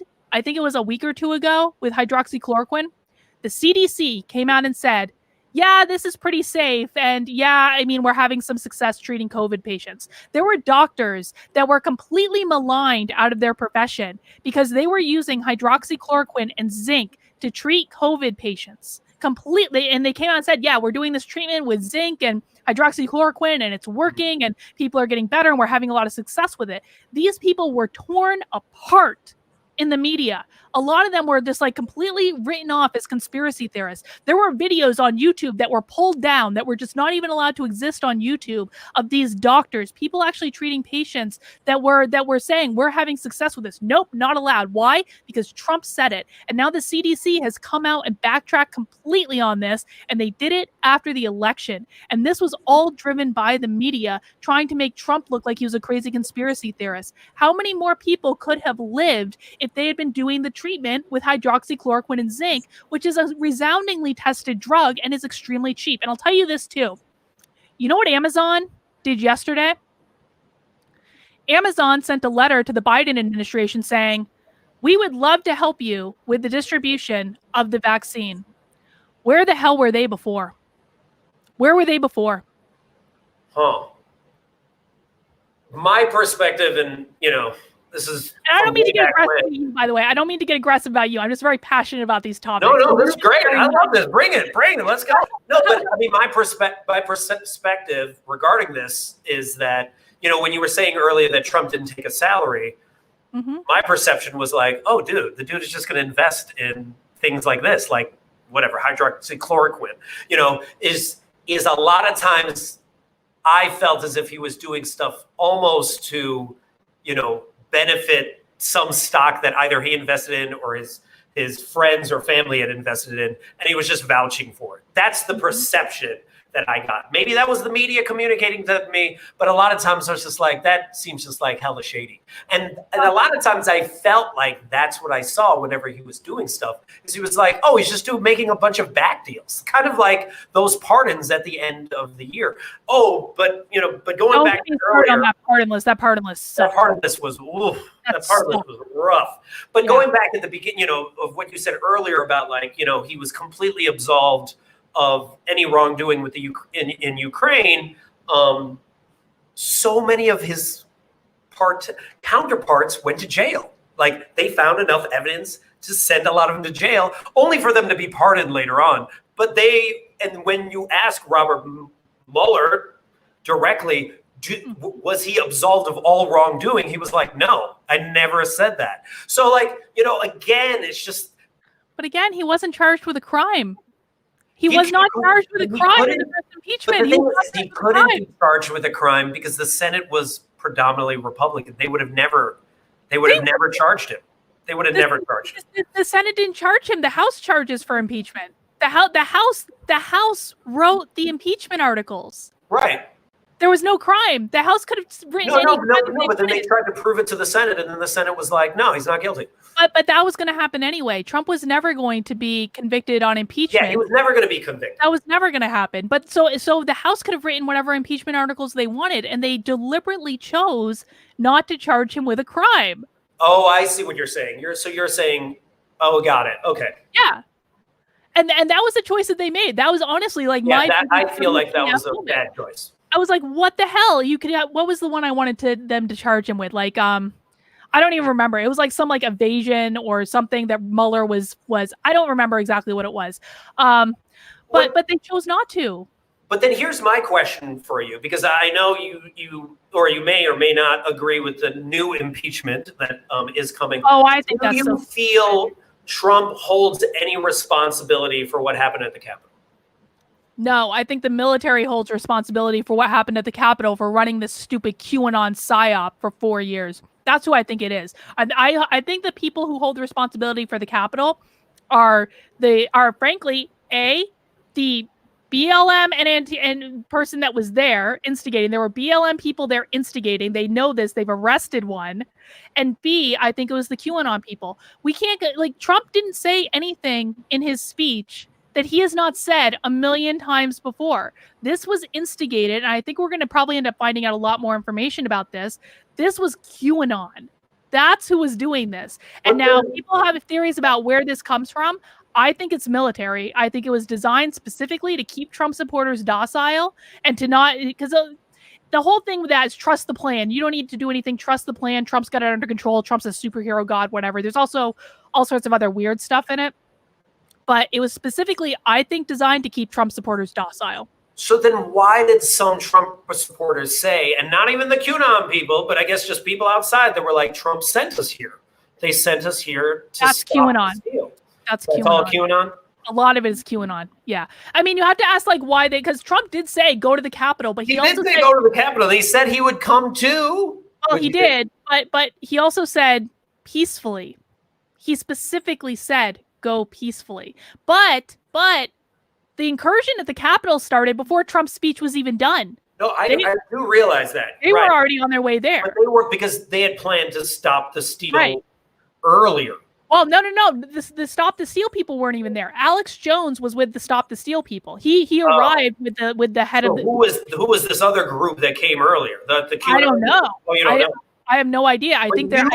You believe that there were Black Lives Matter people that were trying to invade the Capitol? His name is John Sullivan. There was more than one. There's video of it, but the one that was arrested, his name is John Sullivan. He's Black Lives Matter. There is video of this. There's many, like Google it, man. Like, don't take my word for it. But here's the other thing. A CNN reporter was with him and was instigating, and there is video of the two of them in the Capitol saying, "Oh my God, I can't believe we did this. I can't believe we did it." Him and a CNN reporter. There's video. But then again, that then makes me are we feeling like we're conflating because this random dude who probably most organizers of Black Lives Matter has probably never heard of before. Oh no, they do. Does this thing, and then everyone is like, "Oh yeah, he's representing the community." No, wouldn't that be like me saying that the horn guy represents all Trump supporters? Yes, but it's also real. Left-wing activists charged in Capitol riot. Who is John Sullivan? This is Newsweek. This is showing up on my screen, right? Yes. Right. The founder of the protest group Insurgent USA. What is Insurgent USA? I don't even know what that is. I don't think any person that's part of the Black Lives Matter movement probably has ever heard of this John Sullivan. Oh, no, they've heard of him. They have heard of him. Insurgent USA. They've heard of him. And he wasn't the only one there, too. Antifa was there. They were and again, I have railed on Trump supporters. I have literally done live streams screaming at Trump supporters over this. What would be the benefit of them doing it? So, because it seems like a roundabout way for a Black Lives Matter protester to be like, you know what I'm going to do? I'm going to invade the Capitol. I'm going to start it with all these other people to make Trump look bad, rather than just Trump being like, hey, everyone, we need to stop this vote from happening. Can y'all do something about that? And then they just go like, yeah, we're going to do something about that. If you think that Trump is a literal Nazi and you think his supporters are literal Nazis, wouldn't you do everything you could to try to stop them? To make them look bad? To destroy them in the media? Because what has happened since then? This has made all Trump supporters look like terrorists. It pisses most of us off. This is not an accurate representation of who we are. And in the same way that people who are burning shit down in like the riots probably piss you off. Right. And so why would they do this? Because they were instigating to try to make Trump supporters look bad. And sadly, you feel the instigation didn't come from QAnon. You feel the instigation came from where? I think it's and again, I wasn't there for that part of it, but like I think it came from a variety of places. I think that there are multiple factors. I do think the zip tie guys, that's QAnon. What they've done is they convinced them that all these politicians are like evil. They steal babies or something like that. Yeah, exactly. So that the zip ties and the noose is QAnon. Those are our extremists. Okay. Right.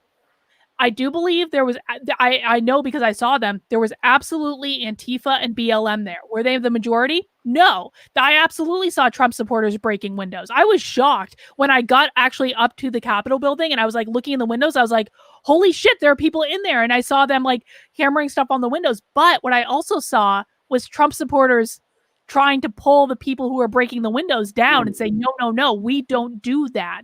And there were a lot of people that were doing that too. So I think that those two groups are responsible. And I'm also going to say this, like Trump supporters have been in an emotionally abusive relationship with every major institution in this country for the past 5 years.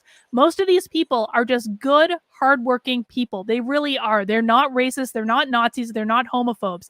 They've been called every single name in the book by the media, by people in power, by their loved ones, their friends and family. Jeff, I lost all of my friends when I went to a Trump rally and wrote an article that said Trump supporters aren't Nazis. My own mother doesn't even speak to me, will not have a conversation with me, will not answer the phone when I call.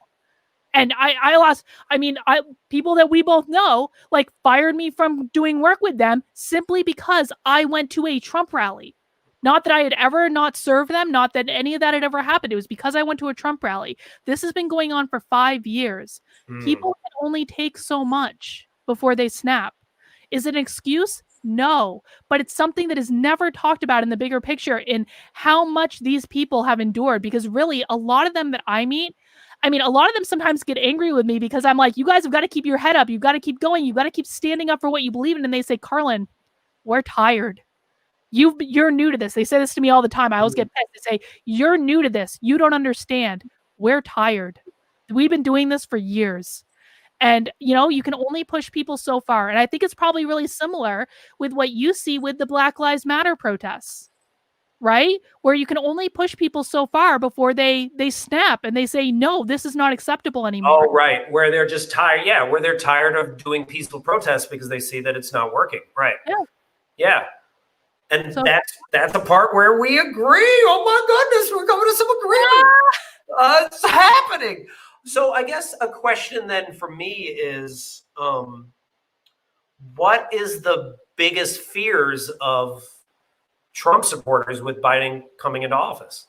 I think, well, first of all, I think it's important to say that they really do think that Trump is the guy that had their back. And now that anyone has their back, and this cannot be overstated enough. Like, conservatives and Republicans and Trump supporters are not the same thing. Right. They're not in any way, shape, or form the same thing. So now they've lost the one politician they thought had their back. They are looking at the Republicans in Congress, and they're seeing people like Mitch McConnell who completely do not jive with what Trump supporters believe. Trump supporters are a more populist movement, and in fact, Trump supporters probably have more in common with like populist movements on the left than the establishment Republican Party. And so I think they're very afraid. They feel like they don't have representation. They feel alone. And I think that what they're afraid of with Biden is some of them are definitely afraid that the country is going to descend into socialism. I don't agree with that. I think that, frankly, if the Democrats had wanted to descend into socialism, they wouldn't have screwed Bernie out of the nomination. Right, exactly. I agree with that. And they did that. They hand-selected Biden as their guy. Yep. And I think we both can probably agree that that was wrong. I wanted Bernie to win. I wanted Bernie to have that moment. I did too. And again, I think that you and I probably have more in common than me and Mitch McConnell, to be honest. Probably, right. And so I think that some of them are afraid of what's going to happen. I think especially with the Democrats controlling all three things, they're really afraid that some crazy things are going to get passed. Things like, a lot of them are afraid of universal health care.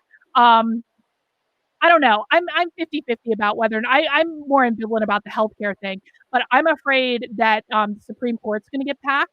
I do not want the Supreme Court to get packed. Because then we're going to be. Are you talking about expanding the Supreme Court? Is that what you're referring to? And then it's going to become an arms race.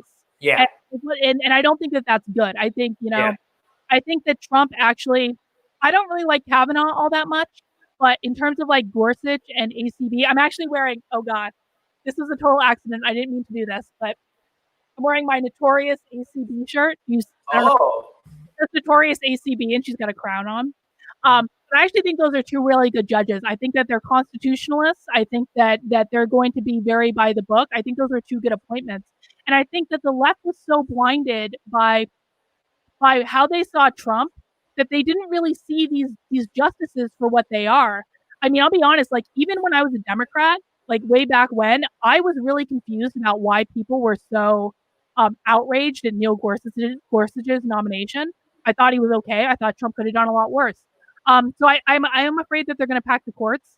I am afraid of them passing all sorts of social justice-y nonsense, which maybe we can have another chat another time about that and why. About critical race theory and our differences about that. Yeah. And that was one of the reasons I actually ended up really supporting Trump, because he banned critical race theory, and I thought that was good. And I think it's bad that it's coming back. I think it's going to hurt a lot of people, and I think the people that it hurts the most are Black and brown people. I think it's inherently racist, and we can talk more about that another day. But I think that people are afraid of that. And I think that it's just like the unknown. I also think that they don't like the establishment. They don't like that these people, Biden's been in power for 47 years. No, I hear that. Like, what's he going to do now? Right. No, I mean, and I hear that. I mean, as someone that was supporting Bernie, like, yeah, Biden will definitely cater to much more of centrist and much more of corporate, lobbying. But I feel like Trump did it I feel like Trump doubled down on it. I feel like, whether he got paid a salary or not, he made a ton of money or made a ton of money for a lot of other people. But when I think of things that, like, I hear some of the fears, but I also believe most people that are probably watching this or will listen to this later on, you're going to probably have more money under Biden. You're at least, if you're unemployed, going to get more relief. You're at least going to get more, of a COVID relief package. Small businesses are definitely going to get more money to actually reopen than they would have under Trump. That's at least based off the policies currently. Well, we're going to see, though, because I just saw an article. Right? Well, I just saw an article the other day that they're already pushing off the $2,000 checks that they promised right away. Oh, I don't know. No, I saw it last night. They're pushing it off till March. Interesting. So, I mean, we'll just have to see. But my belief, and I was inspired. I don't know how other people felt, but I was very inspired by, not just Biden, but the whole thing. The Amanda Gorman, her poem. Oh my gosh, so many great things, in my opinion. It was a magnificent day, at least where me and my friends were standing. Well, but like what you said, Biden was spry, dude. Biden was like, he was spry. Biden was bringing it. I was like, and but I actually believe that he wasn't talking from like a BS bullshit unity place. Like, he's like, I know it's going to be hard. Like, I know that we drastically disagree, and I'm going to try to see if I can, gain the faith of you, which is like coming from a much more humble place than we have been for the last 4 years. But Jeff, again, like, let's go back and keep context here of Trump supporters have been emotionally abused by everyone for the past 2 years. But I want to make a point about how they perceived yesterday, because I feel the same way about it. Biden can talk about unity all he wants. And there was a moment I liked yesterday where he talked about Trump's note to him, and he said it was a very generous note. I thought that was the only unity moment of the day, because every other time Biden's talking about unity, he follows it up with, and they haven't been truthful and they are undemocratic. And it's some sort of thinly veiled accusation about the other side. If Biden really wants unity, what he needs to do is call off the stupid impeachment trial in the Senate, because there is no way that trial should be going forward. It is completely unconstitutional to impeach someone after they've left office. So he needs to call that off. That's only going to piss off every single Trump voter. He needs to denounce the violence from the left, because he has never denounced the violence that has happened to Trump supporters at the hands of Antifa. He's never. And even yesterday, did you see yesterday that Antifa destroyed the Democratic Party headquarters in Portland, Oregon? No. Oh yeah, because the media never reports on it. Biden needs to call off the impeachment trial. He needs to denounce leftist violence. And I think he needs to take a harder line on China too, because this is a whole other topic. But I think that a lot of people are very, very worried about China and the role that they're playing.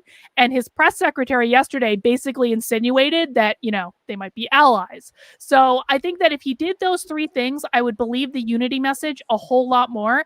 I don't believe it's real right now. I believe that he only means unity in the way that a lot of the social justice people mean it, which is, you will agree with us. You will bend the knee to us. It's unity on our terms only, and we're not going to listen to you or care about what you have to say. And I think a lot of Trump supporters probably agree with that. Interesting, because I think that's how we felt about Trump when we were in office. If I didn't agree with Trump, then I would have to bend the knee. This is where like it gets really fascinating. But I believe part of the reason why they're impeaching him, even though it really doesn't actually make sense, I get that part, is that there has to be a certain level of accountability.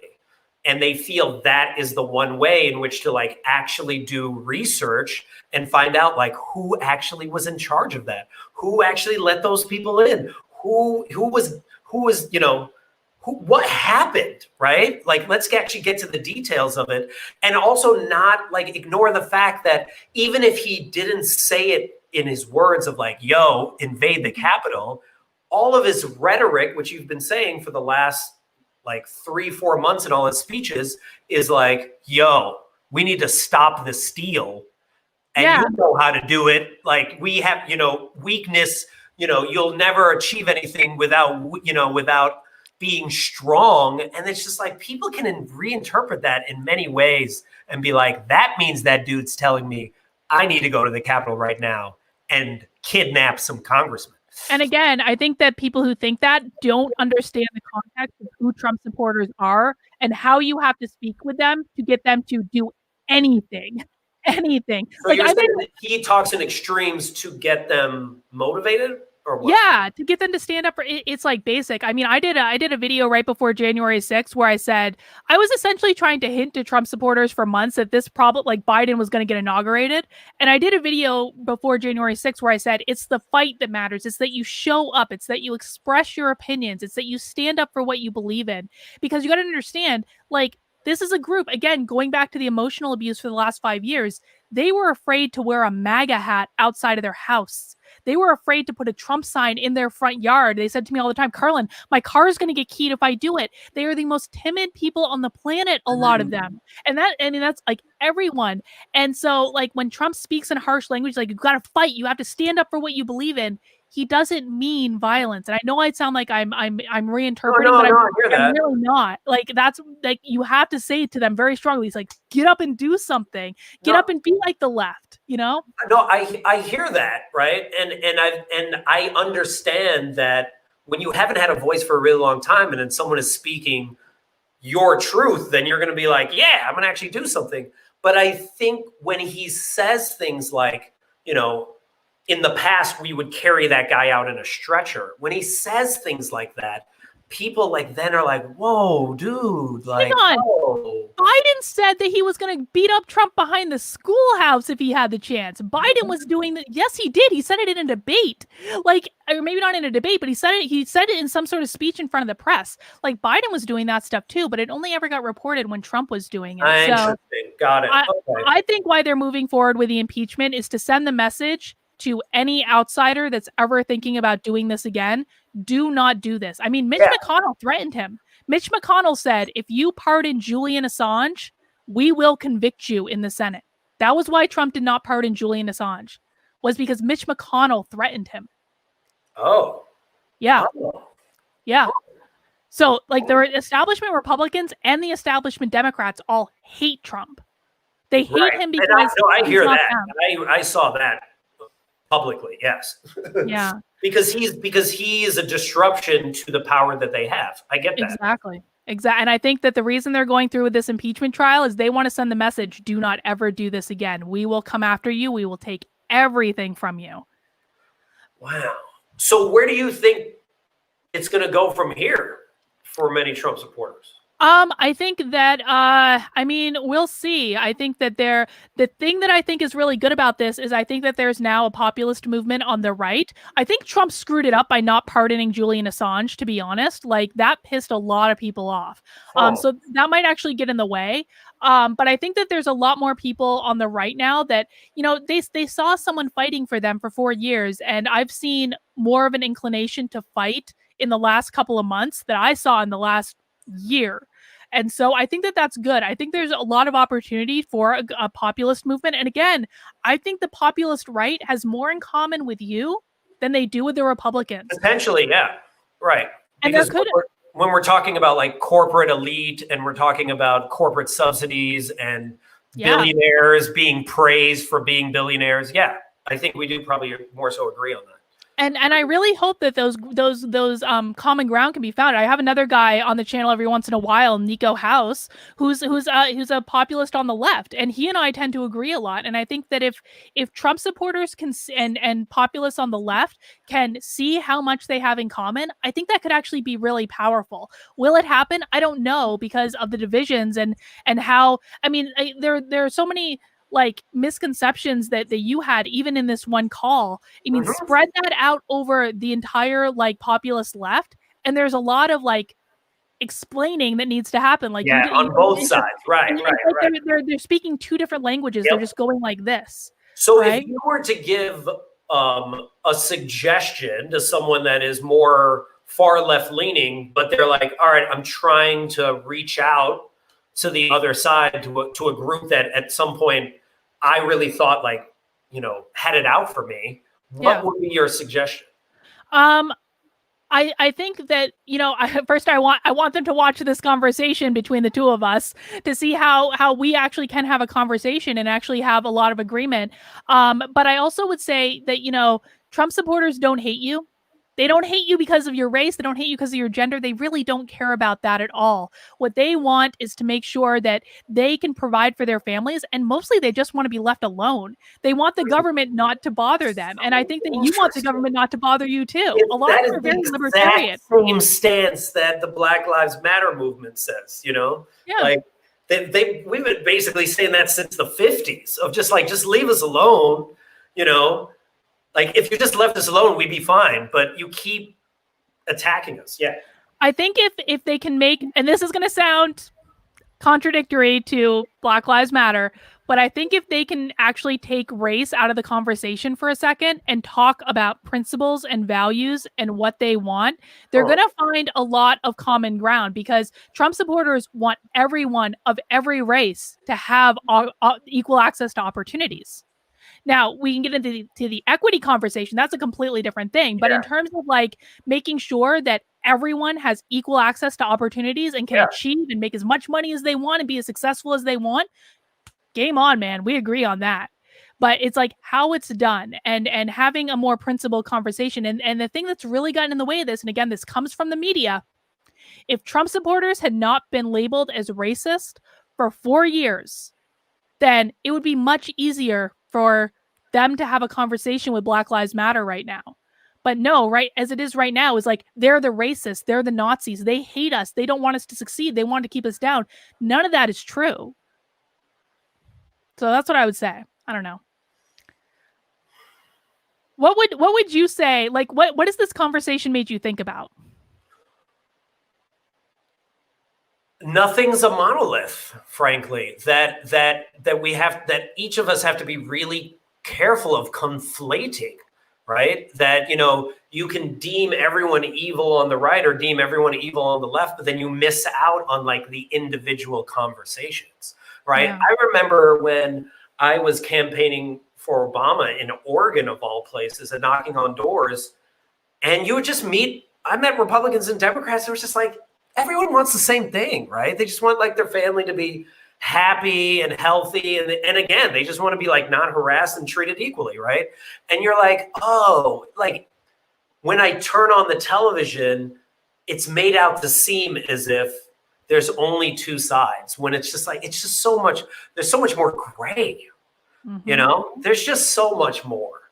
And that, if this has helped me in any way, it's just like opened my eyes to be like, oh, well, let me find out what that actual individual means, right? And I would hope that you feel you take the same way, because then it's just like, let me not say that Black Lives Matter was there because John Sullivan was there, but it's just like, because, if you talk to anyone else, I don't think any of them would be anywhere close to there. But like, just really being curious about like, why do you feel that way? Because I feel if we ask enough why questions, it's what you said earlier, we'll find out we actually have the same values. We might try to get there in a different way, but we have the same values in many ways.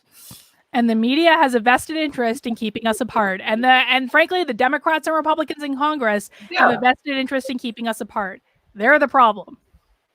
Trump was trying to fix it, man. He really was. Jeff, do you mind if I take some super chats? Because people have been sending super chats and I've been ignoring them. All right. Sure. And I'm sure some people might actually have questions for you as well. So let's see, guys. I'm digging into the super chats.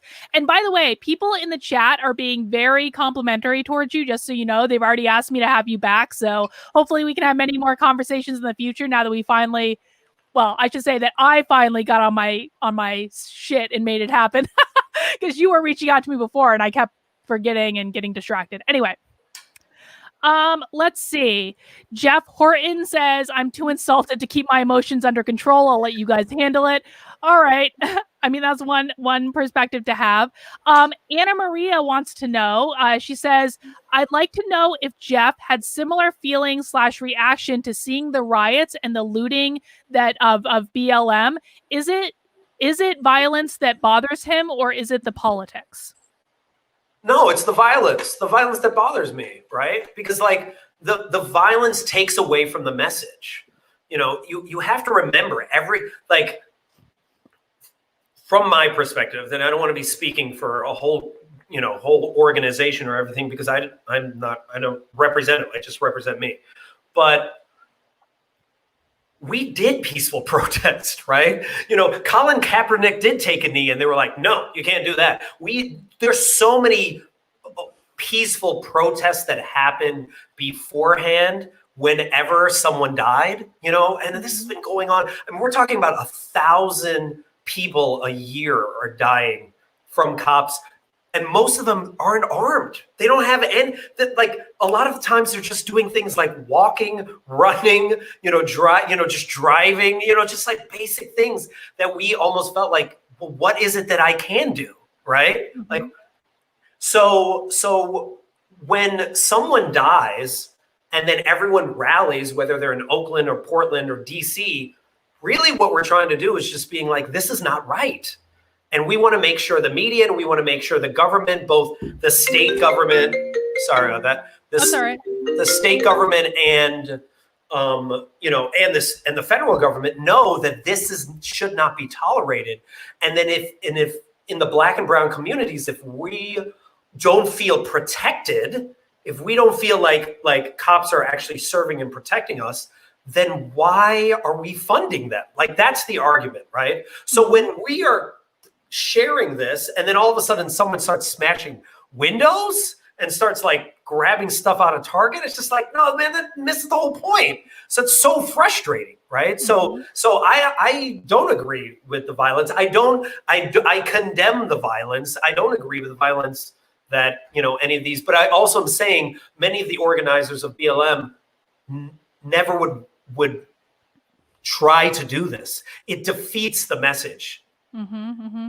Yeah, we'll have to have a different conversation about BLM another day, because I definitely have some questions about what they're doing with the $10 billion that they've gotten donated to them. But for right now, what I want to say is like, I think that one of the things that bothers Trump supporters so much is the media hypocrisy on all of this, because they pay attention to they pay attention to stuff like this. They look at videos of people who are embedded with the people who are rioting and breaking stuff and setting fires to things. They are very aware of what's gone on, of what went on all summer in terms of fires in all these cities. Minneapolis got basically destroyed, $2 billion of property damage, and it was never covered anywhere, and it was never denounced, and they never said stop.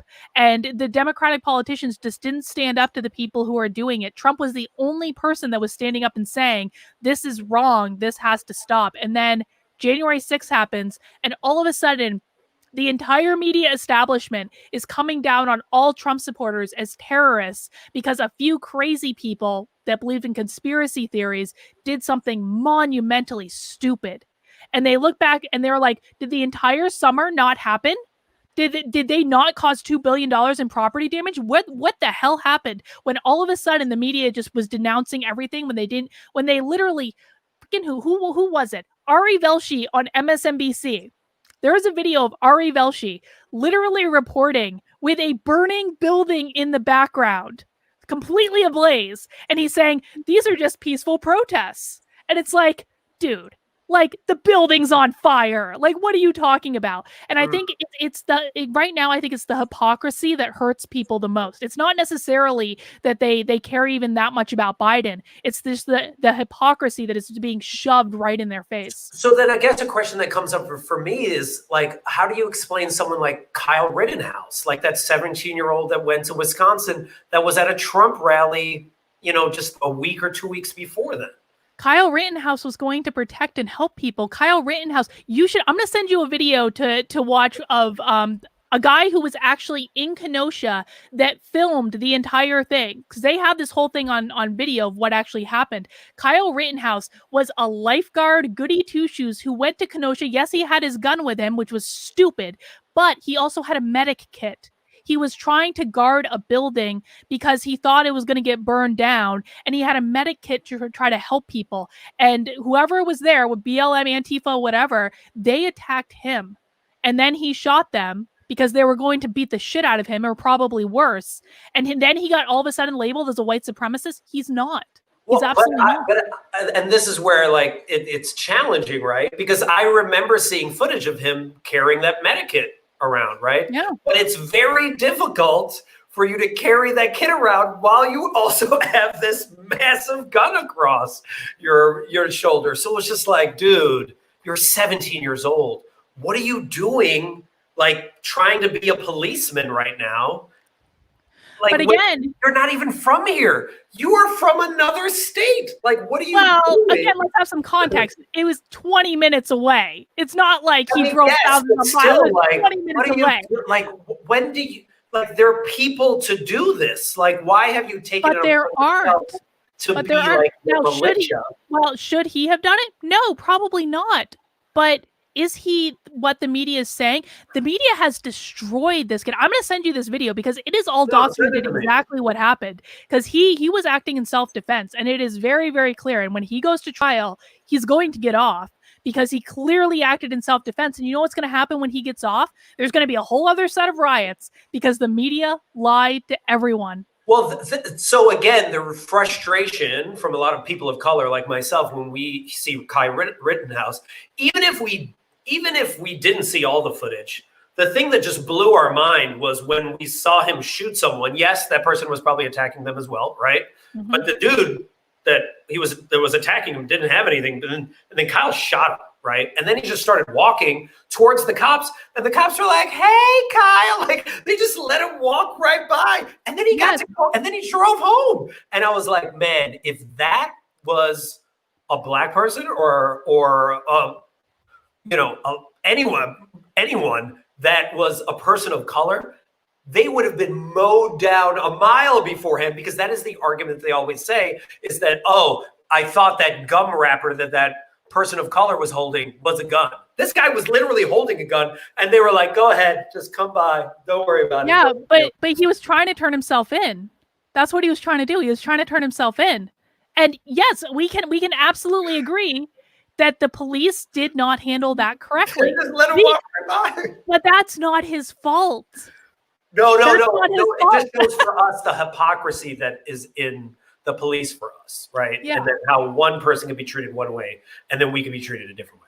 And I think we can agree that the police probably didn't handle that situation correctly. But that kid does not deserve to go to jail for murder. He was defending himself. He was being chased by a mob. And I'll tell you this, Jeff, as someone who I was chased by a Black Lives Matter mob.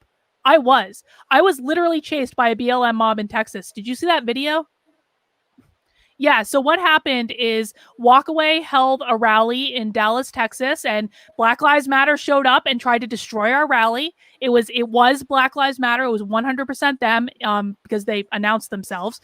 They tried to destroy our rally. Our security guard got into a fight with the leader of Black Lives Matter, and the Black Lives Matter guy, and this is all on video again, shoved his megaphone or shoved his fist or something into the throat of the security guard, and the security guard basically put him on the ground.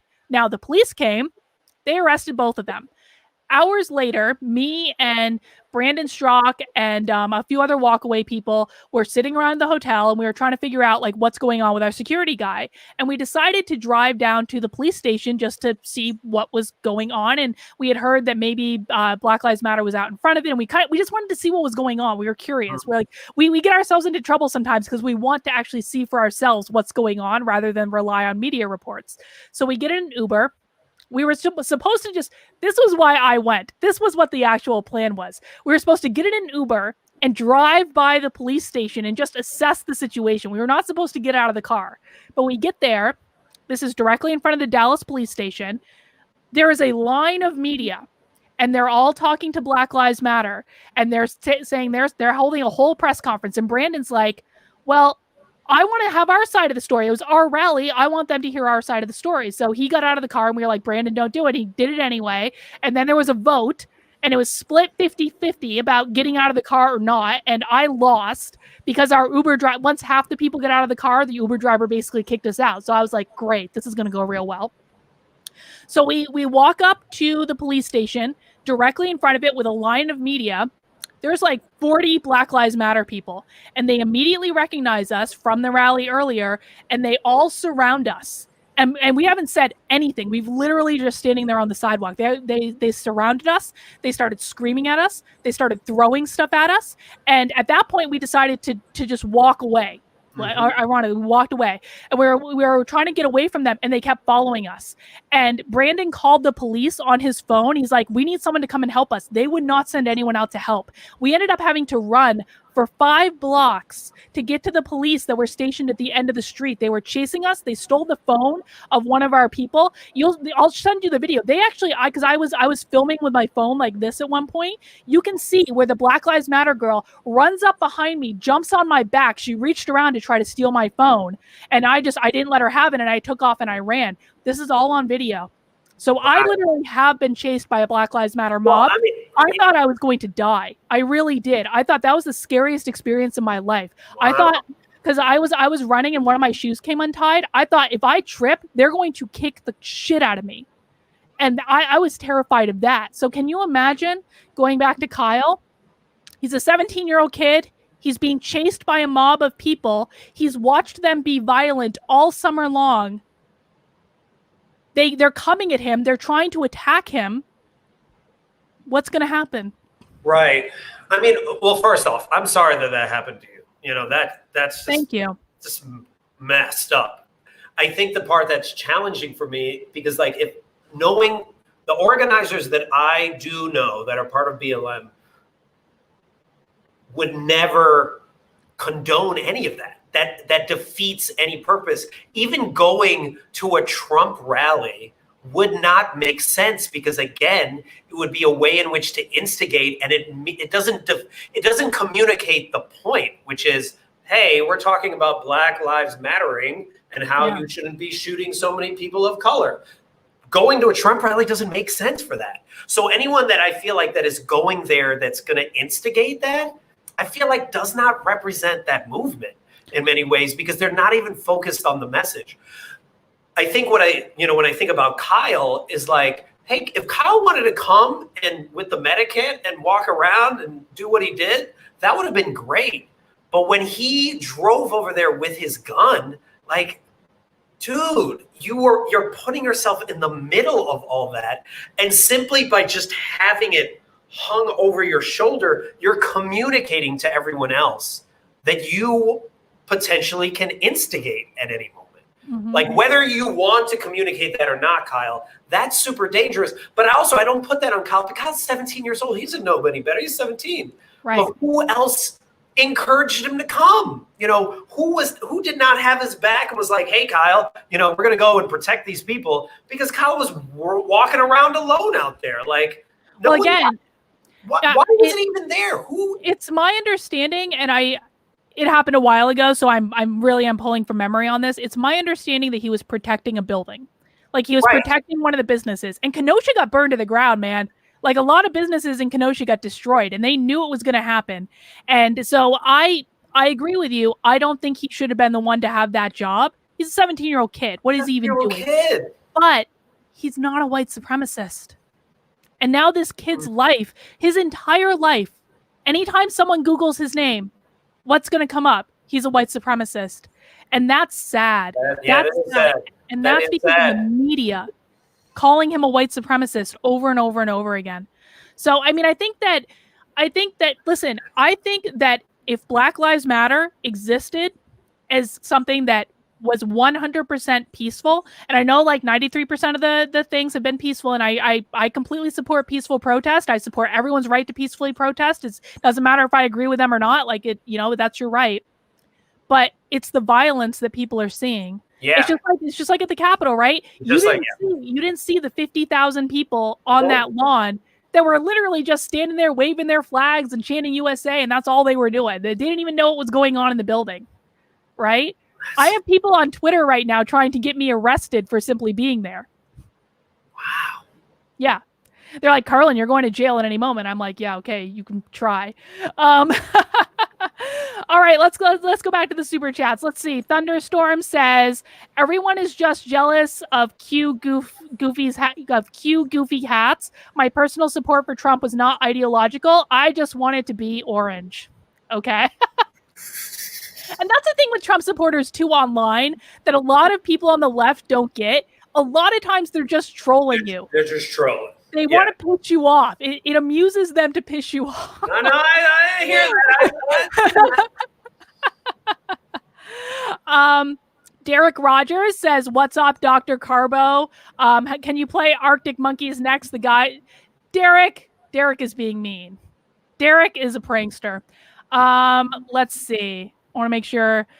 Naughty One says the tear gas wasn't for a photo op. The tear gas was to disperse the crowd that was threatening to burn down the church. Oh, so that's actually a good point. When Trump did his whole Bible thing, my understanding is that they warned the crowd to disperse and that they were trying to clear the park, and then the crowd didn't disperse, and that was when the tear gas came out, which, again, broader context.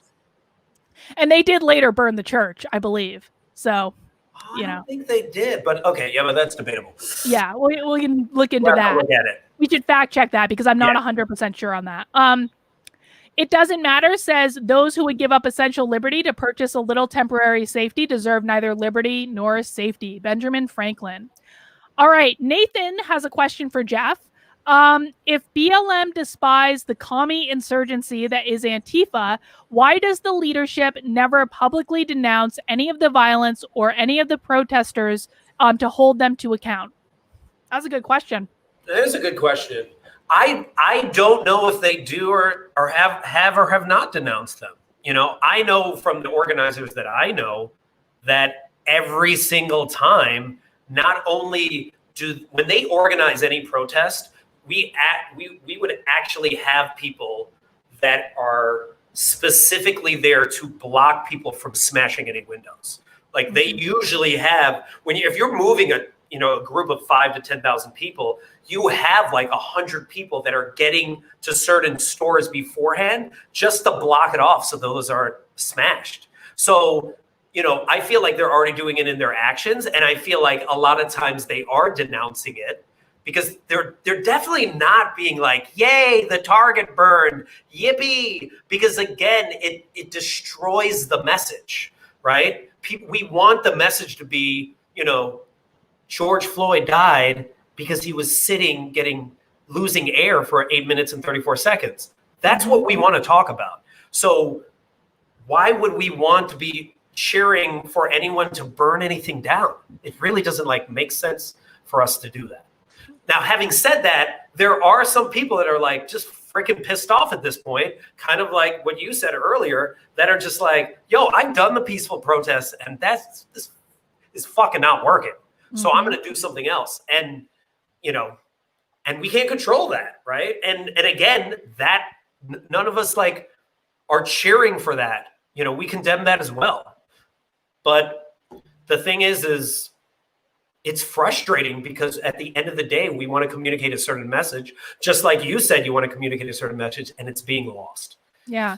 I mean, I'll tell you this as someone who's involved and probably can get this message to people who will listen. If Black Lives Matter denounced the violence that comes from Antifa, they would score a lot of points with Trump supporters. I'll tell you what, they would get a lot of people on their team, because that really is the biggest sticking point, is the hypocrisy of all of it. If Black Lives Matter is really diametrically opposed to Antifa and they're not okay with it, and they think that it dilutes the message, have them denounce it, and they will win the support of an awful lot of people who they think are against them right now. That's interesting. I mean, I remember the whole Occupy Wall Street. Oh yeah. Back when, I remember being at a church where they were having a debate between a lot of the Occupy Wall Street people. This was in Oakland, and I guess who represented the far, Antifa or whatever it is. And they were having this massive debate because they were like, you don't represent us. Why do you keep burning stuff down? And they were like, listen, this is how we communicate. This is how we want to do our thing. So we can get to do whatever we want to do, which again comes from, and here's where there's irony in this, it comes from a very white privileged sort of place where there were a lot of people of color that were like, look, I'm just trying to do a peaceful protest here. I don't want to get attacked by the cops. I don't want to get tear gassed. Meanwhile, you, as a white person, just running around smashing everything.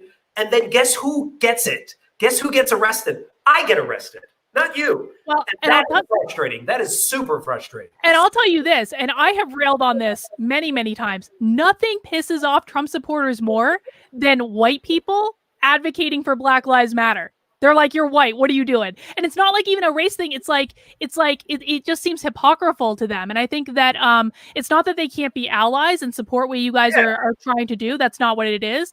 But it's like they feel like it's a white savior complex. They feel like you think that white people are the only thing that can lift up black people. Black people are strong enough to do it by themselves. I agree. Yes, right. Right. And that's the frustrating thing. And you've seen this at many protests. I can even send you one video where it was clearly one of the organizers in Minneapolis, and he was turning to his white allies and being like, be in the back, like don't cause stuff. Don't cause shit, because what's happening is we're getting all the blowback.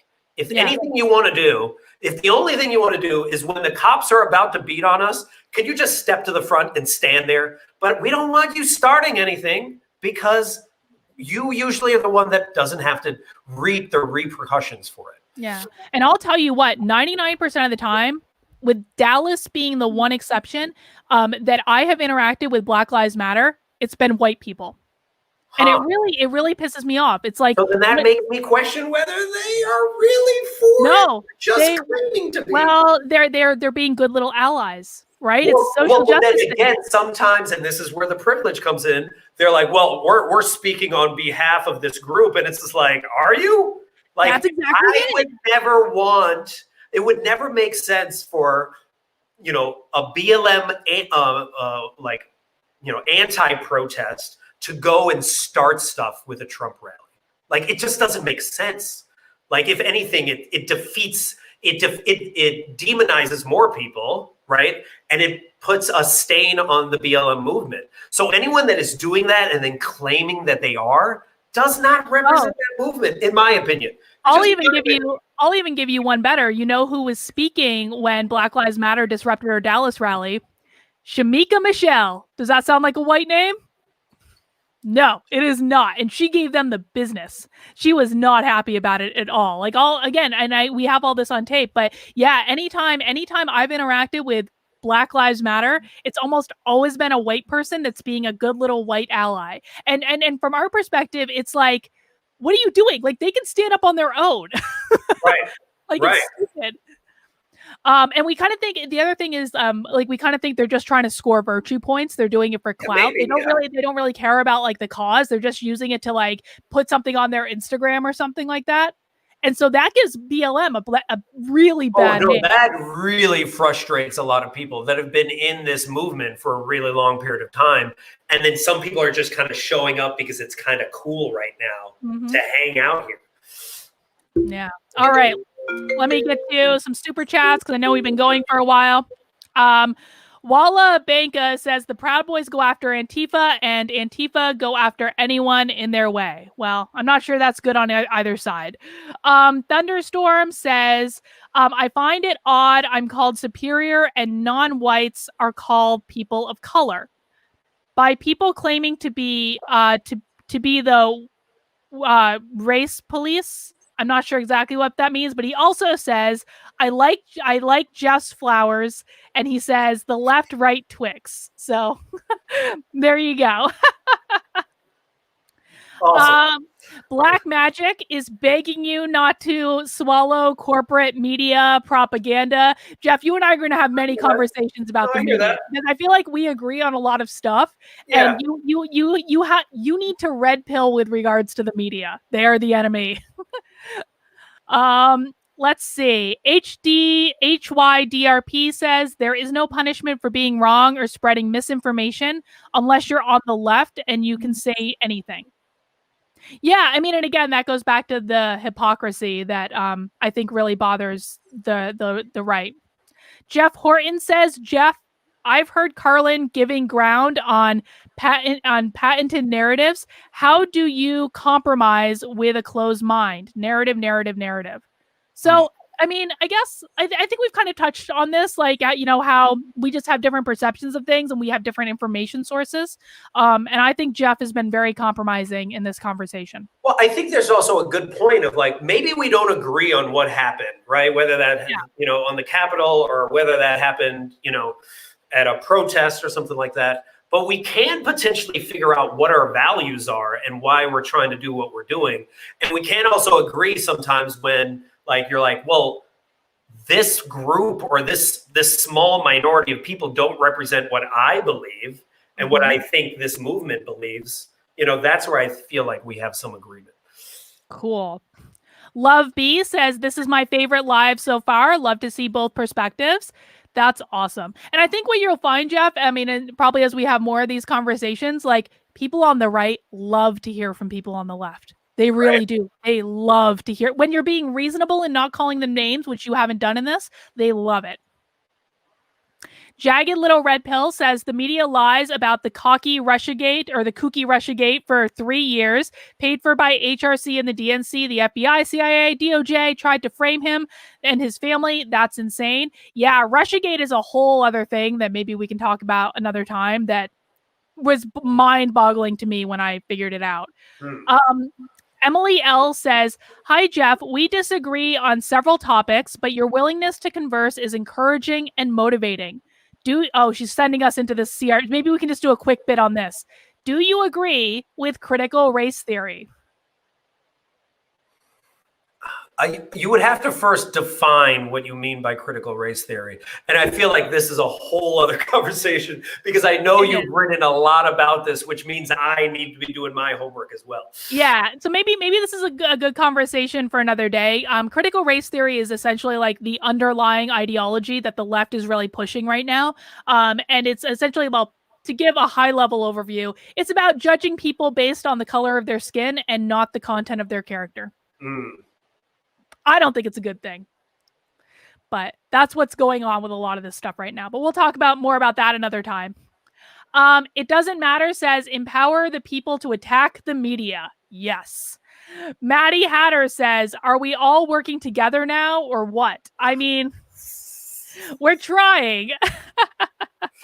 I mean, again, it's not like, and I don't know if you appreciate this, but I did appreciate, like, when he was just like, when Biden was like, we can disagree. That's democracy. Like, this is the experiment that is the U.S. democracy. So the part that frustrated me during the Capitol part, when I saw people invading the Capitol, I was like, that's not democracy. That doesn't look like democracy at all.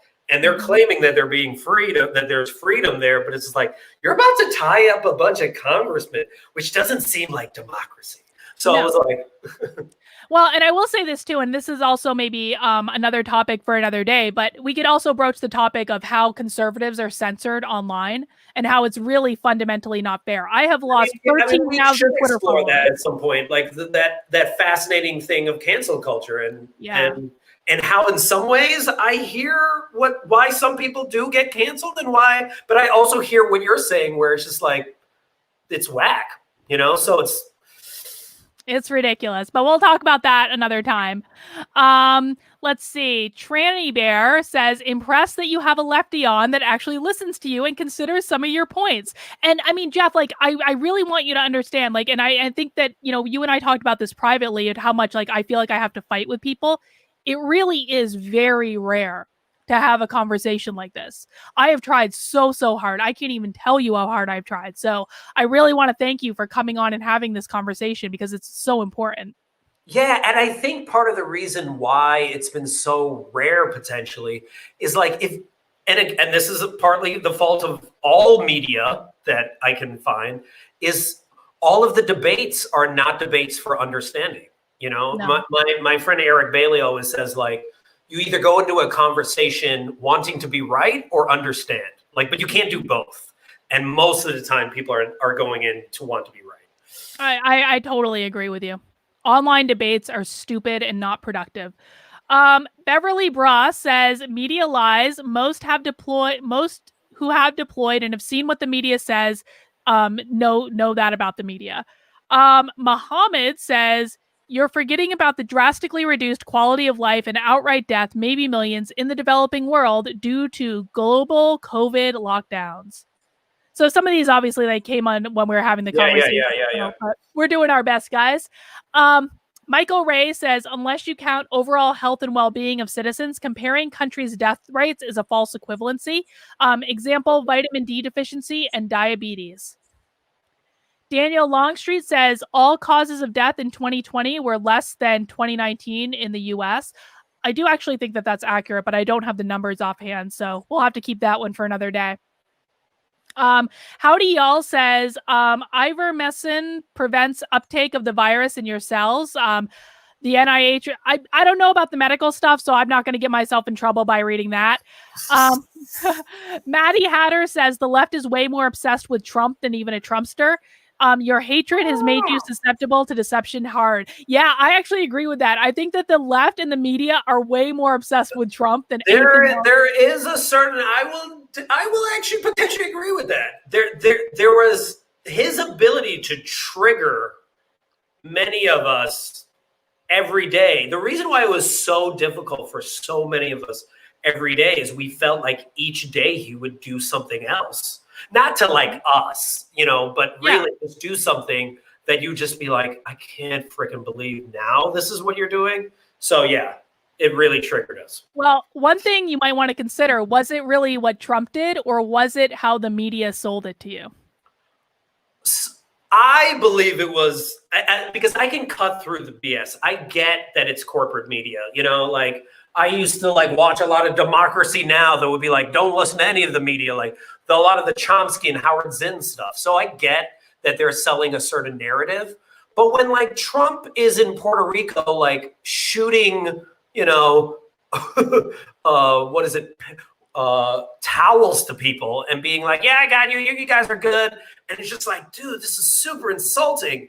Like there's no funds coming to the Puerto Rico after this earthquake. You can't help but being like, whether that's the media taking that or just me just watching it, it's just like, this guy's being really like insulting to this country right now while they're struggling. Or not country, but you know, this nation state or whatever. This is a perfect example. Trump did send money to Puerto Rico. Trump was actually endorsed by the Puerto Rican mayor, governor, something like that, for what he did. So this is where we disagree, right? Because the mayor was like, by the time they received certain funds from his administration, so much destruction and death had already happened. So like that was the argument, right? And then he came for a photo op where he was tossing out all this stuff to people. But they ended up endorsing him. He was endorsed by, it was either the mayor or the governor. I forget which one it was. Look, I swear to God, they ended up endorsing Trump for what you gotta share that with me because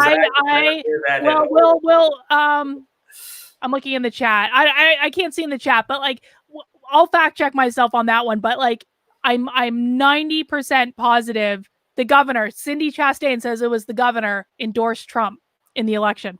Right, but it was the mayor that was being so hard on him that was struggling the most in San Juan. She was the one that actually needed the most amount of.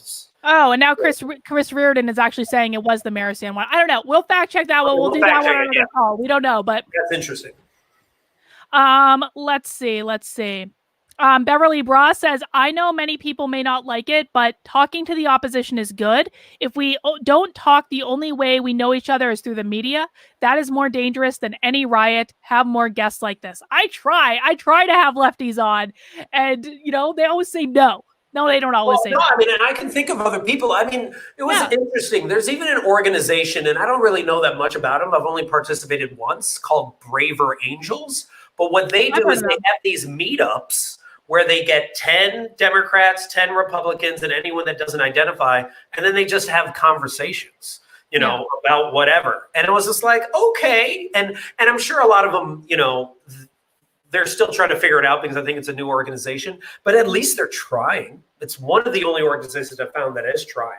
I think I've heard of that, actually, yeah. So, I mean, maybe, if you can give me some names, I will absolutely have people on the channel. Okay. I have no problem having a civil conversation with anyone. Let's see. Jeff Horton says Biden equals CR, critical race theory, the First Amendment, big tech collusion, election reform. Yeah, I mean, the free speech aspect is something that a lot of conservatives or people on the right are worried about under Biden. What's going to happen to free speech? Is it going to continue to be, are they going to try to regulate hate speech? Things like that.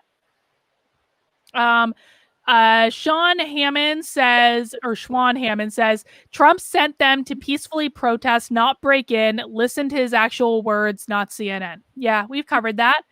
Naughty One says they didn't allow for anything remotely close to a trial. He did not get any representation at either impeachment hearings, political lynching. Well, that's not how impeachment works, though. Basically the House is like the grand jury and the trial happens in the Senate. So if the trial goes forward in the Senate, Trump's going to get to present a defense. And, I think it's stupid to waste Biden's first 100 days with an impeachment trial. But you know what? If they want to be stupid, they can be stupid. I'm Listening said the DOJ walked back the claim that anyone was trying to capture and assassinate anyone. Of course, that has not been talked about on TV. Oh God, super chat jump. Hang on. Thank you guys for the support. I really appreciate it. And again, hit that thumbs up if you haven't already. That would be awesome. Hang on. I'm just trying to find my place. Oh God. You guys sent in so many super chats. I'm going to be here forever. And thank you, Jeff, for hanging in with me. If you need to go. Okay. Jay Rico says, I love this. We need more of these conversations. A lot of us have been dehumanized by the media. We just want to work to raise our family without being demonized. Interesting.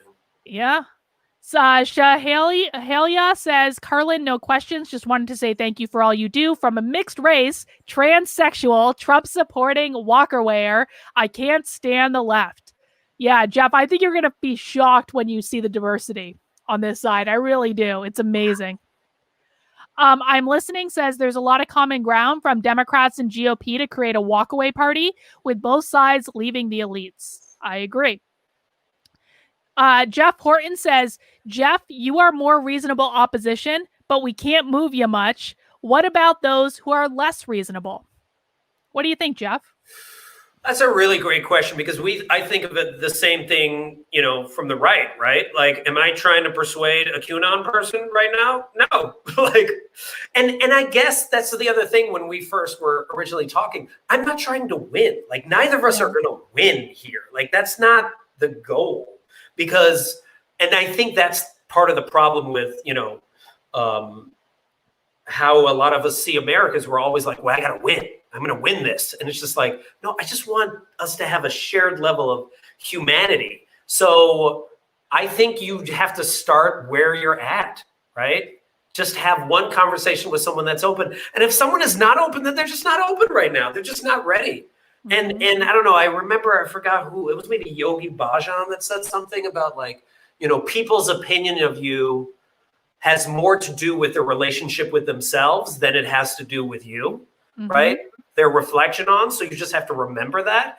So, if someone is like hating on you right now, a lot of times it's they're dealing with their own internalized hate, right? They have their own issues, So when I see people like trying to start stuff with other people, it's just like, you have your own stuff. So don't bring your own stuff and start getting everyone else to fight on your behalf because you're dealing with your own toxicity. Like, nah. So my suggestion would be like, start with where people are actually want to have conversations, and other people, they just might not be ready yet. And I think there are more reasonable people on both sides than there are. I think the people who are aggressive and closed-minded are just really loud. Yes, agreed. And I think if we just were willing to have more of a conversation with someone like this, take a risk, maybe something magical happens that you never thought was possible. Exactly. All right. Mo the Unicorn says, cancel culture is an issue. I'm terrified sometimes of mentioning my views. IB Lucan says, the conversation inspires me. I want to start a channel and have conversations with people who disagree with me and be more empathetic. Thank you, guys. You should start a channel and have conversations with people who disagree with you. I'm listening says, please don't repeat that 1,000 people are dying from cops. It is not true, and it scares people unnecessarily. Check FBI stats. We're not going to get into that debate today. I don't know enough about it, and Jeff probably knows way more than me, and he'd make me look stupid, and I don't want him to look stupid. So we'll have that discussion another time. Walla Bankina says, about taxes going up, California had federal tax cuts that other states didn't have because their state taxes are so high. Trump got rid of that. Shahelia says, I'm from Oregon. They haven't stopped rioting, burning, defacing, and beating up dissenters since they started 8 months ago. That's BLM and Antifa, Jeff. Well, I think, I'm going to try to be ethically honest here. Most of the time when I see violence and burning and looting, it's like most of it does come from Antifa, especially in Portland. That's Antifa, I think. I'm not saying none of it comes from BLM, because I think some of it does, but what I see is mostly Antifa. And I guess my response to her would just be like, why would BLM be doing a lot of that violence? Because right now that is not what then is being reported. Like, again, we have to remember what BLM stands for. It's simply to point out that there clearly is a different way in which Black people are being treated in America. And we want to be treated differently. And burning stuff down is not going to get us there.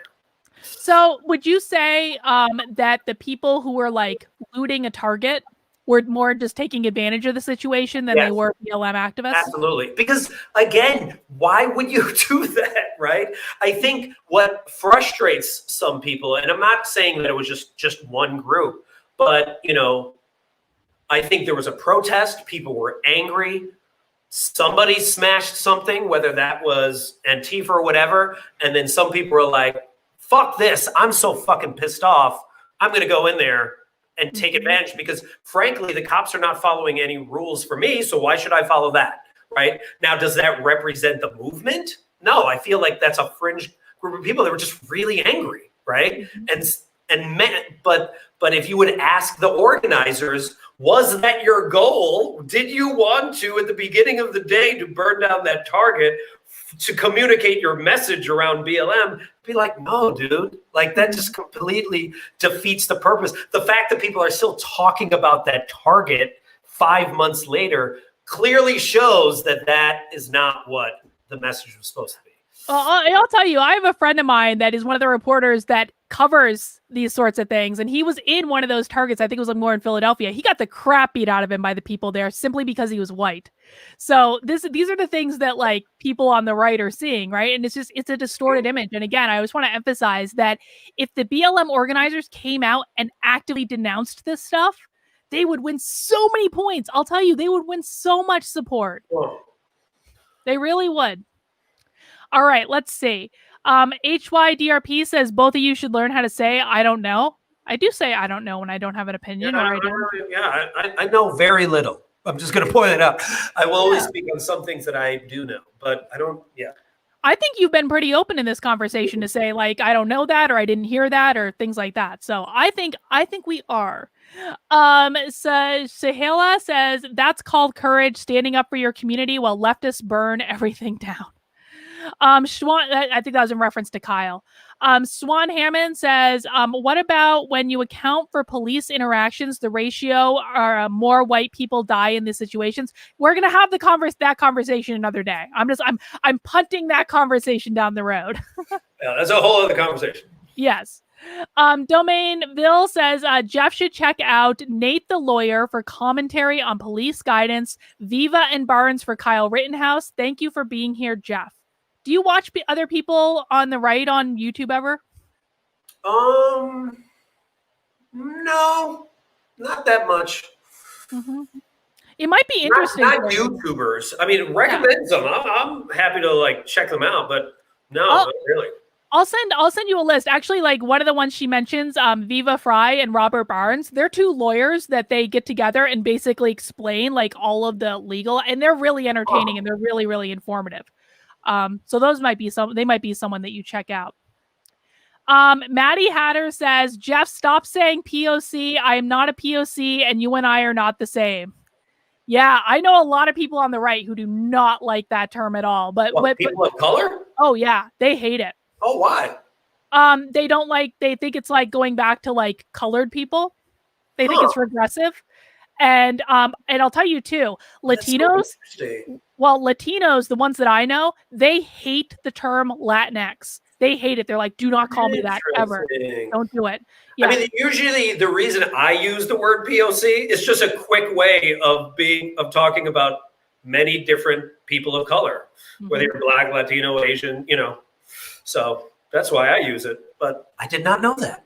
Oh yeah, they really because again like on the right, it's like it's not that they're colorblind in the way that you might use it, and that like they see color. It's just like for them, they want everyone to be able to succeed. They don't think race should be like a determinant. They think it's more about merit and how hard you work and things like that. So it's like, I mean, I get that. I just wonder why POC triggers them.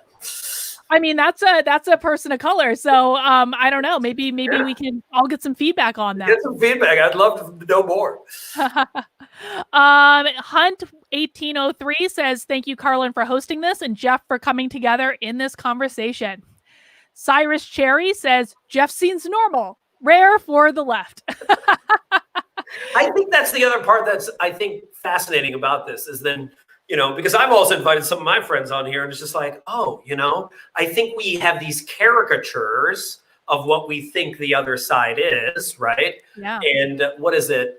Everyone is a hero in their own journey, right? So we're the hero and everyone else is the villain. And then you realize like, you know what? Like the person's not that different. No. And I really do hope you send this conversation around to some of your friends and have them watch it and just see, because it might dispel some misconceptions they have as well. Exactly. Awesome. Jody Young says, I could talk to Jeff before I can talk to my own son. Please come back. I'll send these dialogues to him.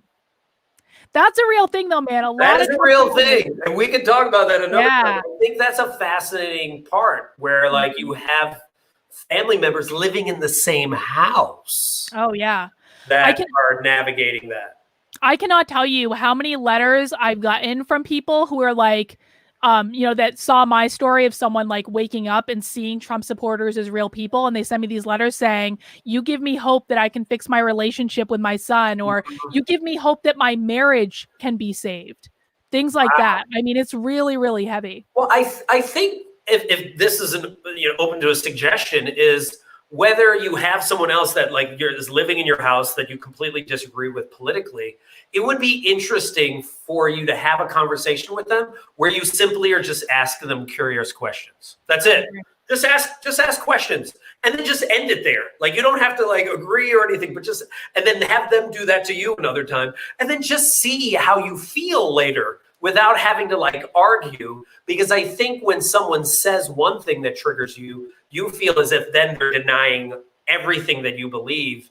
And that I think that's the part that's really frustrating for a lot of people is like, if I'm denying someone's experience, that's like the worst thing you can do. Yeah. Well, you know what's funny? I'll tell a quick story. So I occasionally get into these conversations on Facebook because I still have lefty people on Facebook that I'm friends with. And I recently got tagged by one of them where she had seen me talked about in a video that was like talking about how Trump supporters were a cult. And I was like, oh, what else is new? I'm in bullshit videos all the time. But then some of her friends started asking me questions and they were really aggressive about it. But I engaged in the conversation and I was trying to be nice. And then some of them asked me about, this was right after the Capitol, like, you know, why were they even there? The election was over. And I was like, well, you need to understand. I gave her the same spiel about Trump supporters being emotionally abused that we talked about. And I decided in exactly the same way. Like, they've been emotionally abused for the past 5 years. Something like this was going to happen. And they said, you couldn't even keep it together to answer a quick question. I was like, okay, backing away now. Goodbye.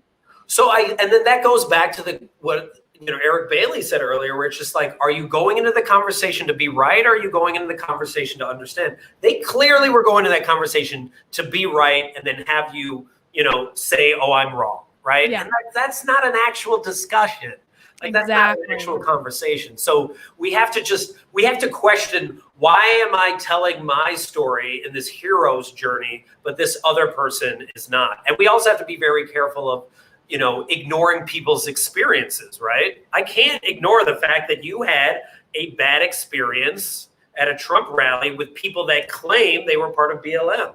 That's your real experience, So it would be insulting for me to be like, well, that's not them. I don't know who that is, but that's your experience, right? But my experience is drastically different. So if we're simply just sharing each other's experiences, I feel we can have better conversations. It's when we try to take away each other's that's when it gets dangerous. I 100% agree with you. I think that's a great way to frame it. Cindy Chastain says, Carlin, can you explain that Trump supporters don't understand why only certain Black lives matter? Oh, this is a good one. David Dorn, for example. Jeff, do you know who David Dorn is? Oh, yeah. So you mentioned, I think he's like a Republican and he died. Yeah, I don't know that. I don't recall his political affiliation. It was honestly immaterial. So he was at, I forget what city he was in, but one of the cities where there were the riots, and he basically got up in the middle of the night to go be a security guard at his friend's store. He was a retired police officer, Black, very Black actually, and he ended up, I mean, this is terrible, but he ended up getting murdered, and it was live streamed on the internet, and no one cared. The only people who cared were people on the right. And David Dorn, a 77-year-old retired police captain. Yeah. Was fatally shot after interrupting the burglary of a pawn shop and this was happening during the riots. And it was live streamed on the internet.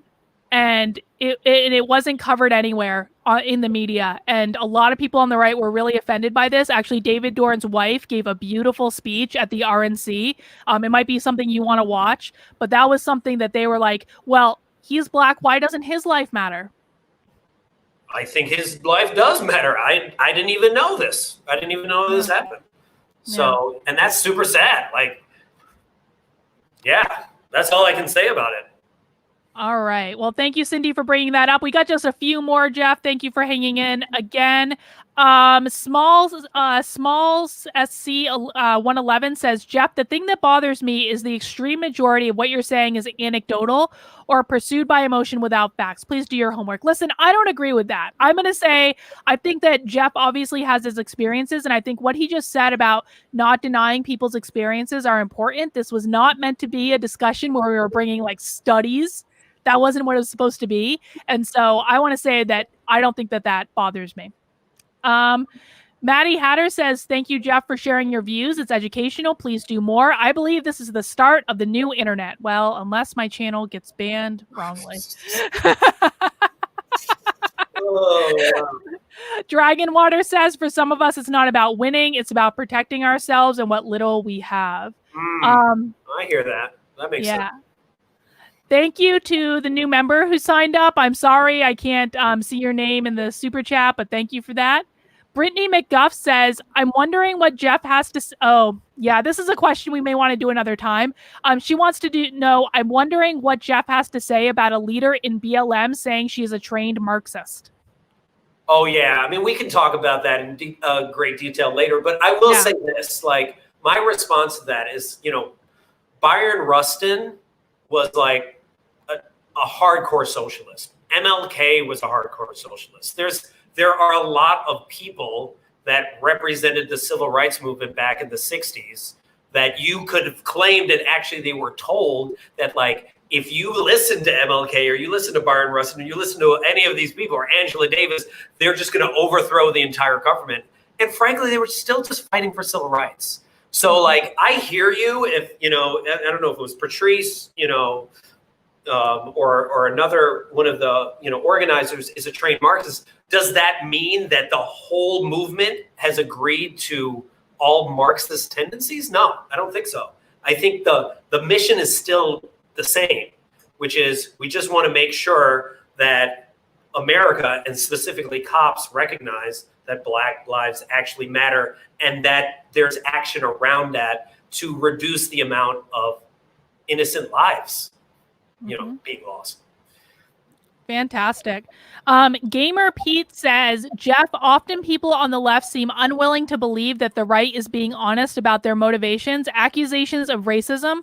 What do you think? I mean, so I think the biggest complaint that I have about the accusations of racism is, and this is probably the critical theory part of the conversation that we'll do another time, but it's like all Trump supporters are painted as racist. Do you believe all Trump supporters are racist? No, I don't. I mean, because it's 70 million people, right?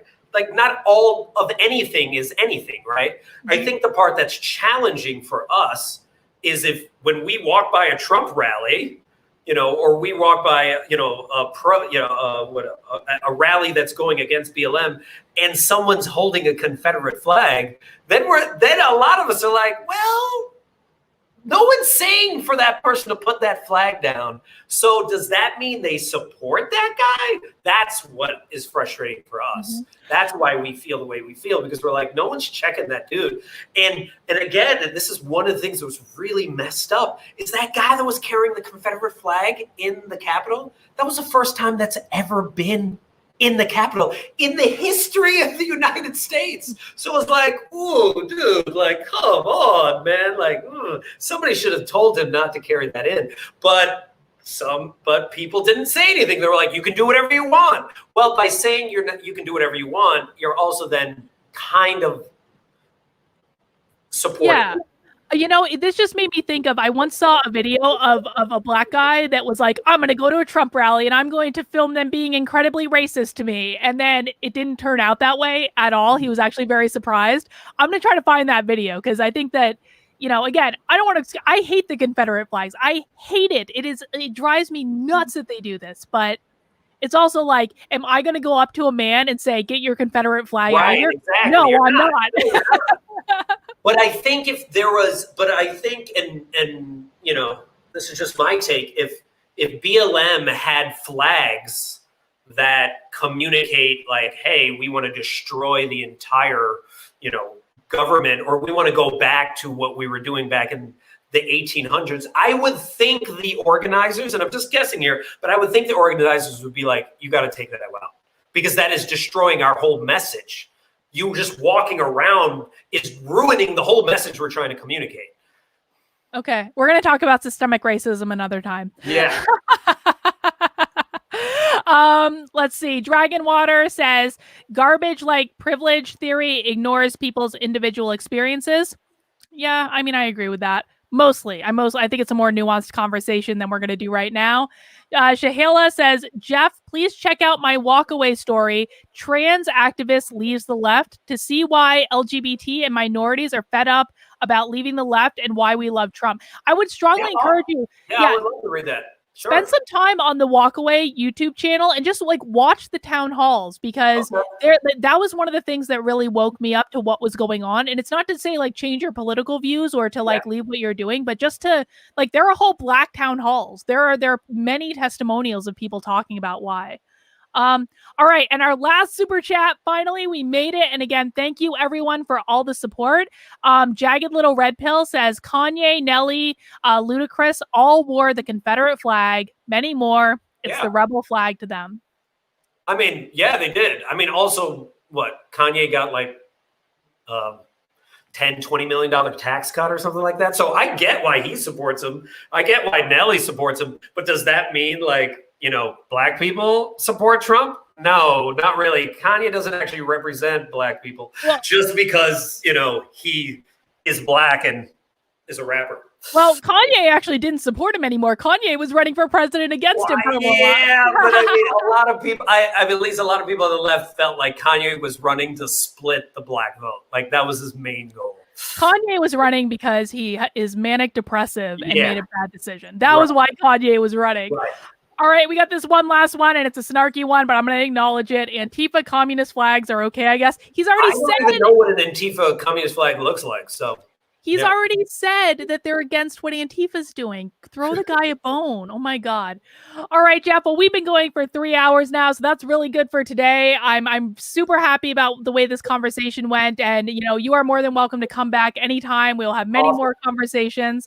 And I will talk to anyone that you can send me. I love doing this stuff and I'm happy to do it. So we just want to send all of our thanks to you. Thank you for having a great convo and showing up. And I know everyone in the chat really appreciates it. If people want to get in touch with you, where can they find you? I mean, it's my handle right there, Jeff Harry Plays, or you can simply go to rediscoveryourplay.com, where I basically inspire people to play more and have these hard conversations. Wow, we love it. All right, guys, have a great rest of your day. Go sign on to Adamcast IRL because I think he has another guest tonight. I'm not going to be on it, I don't think, but he has another guest. And I will see you guys soon. Have a great rest of your day. Take care.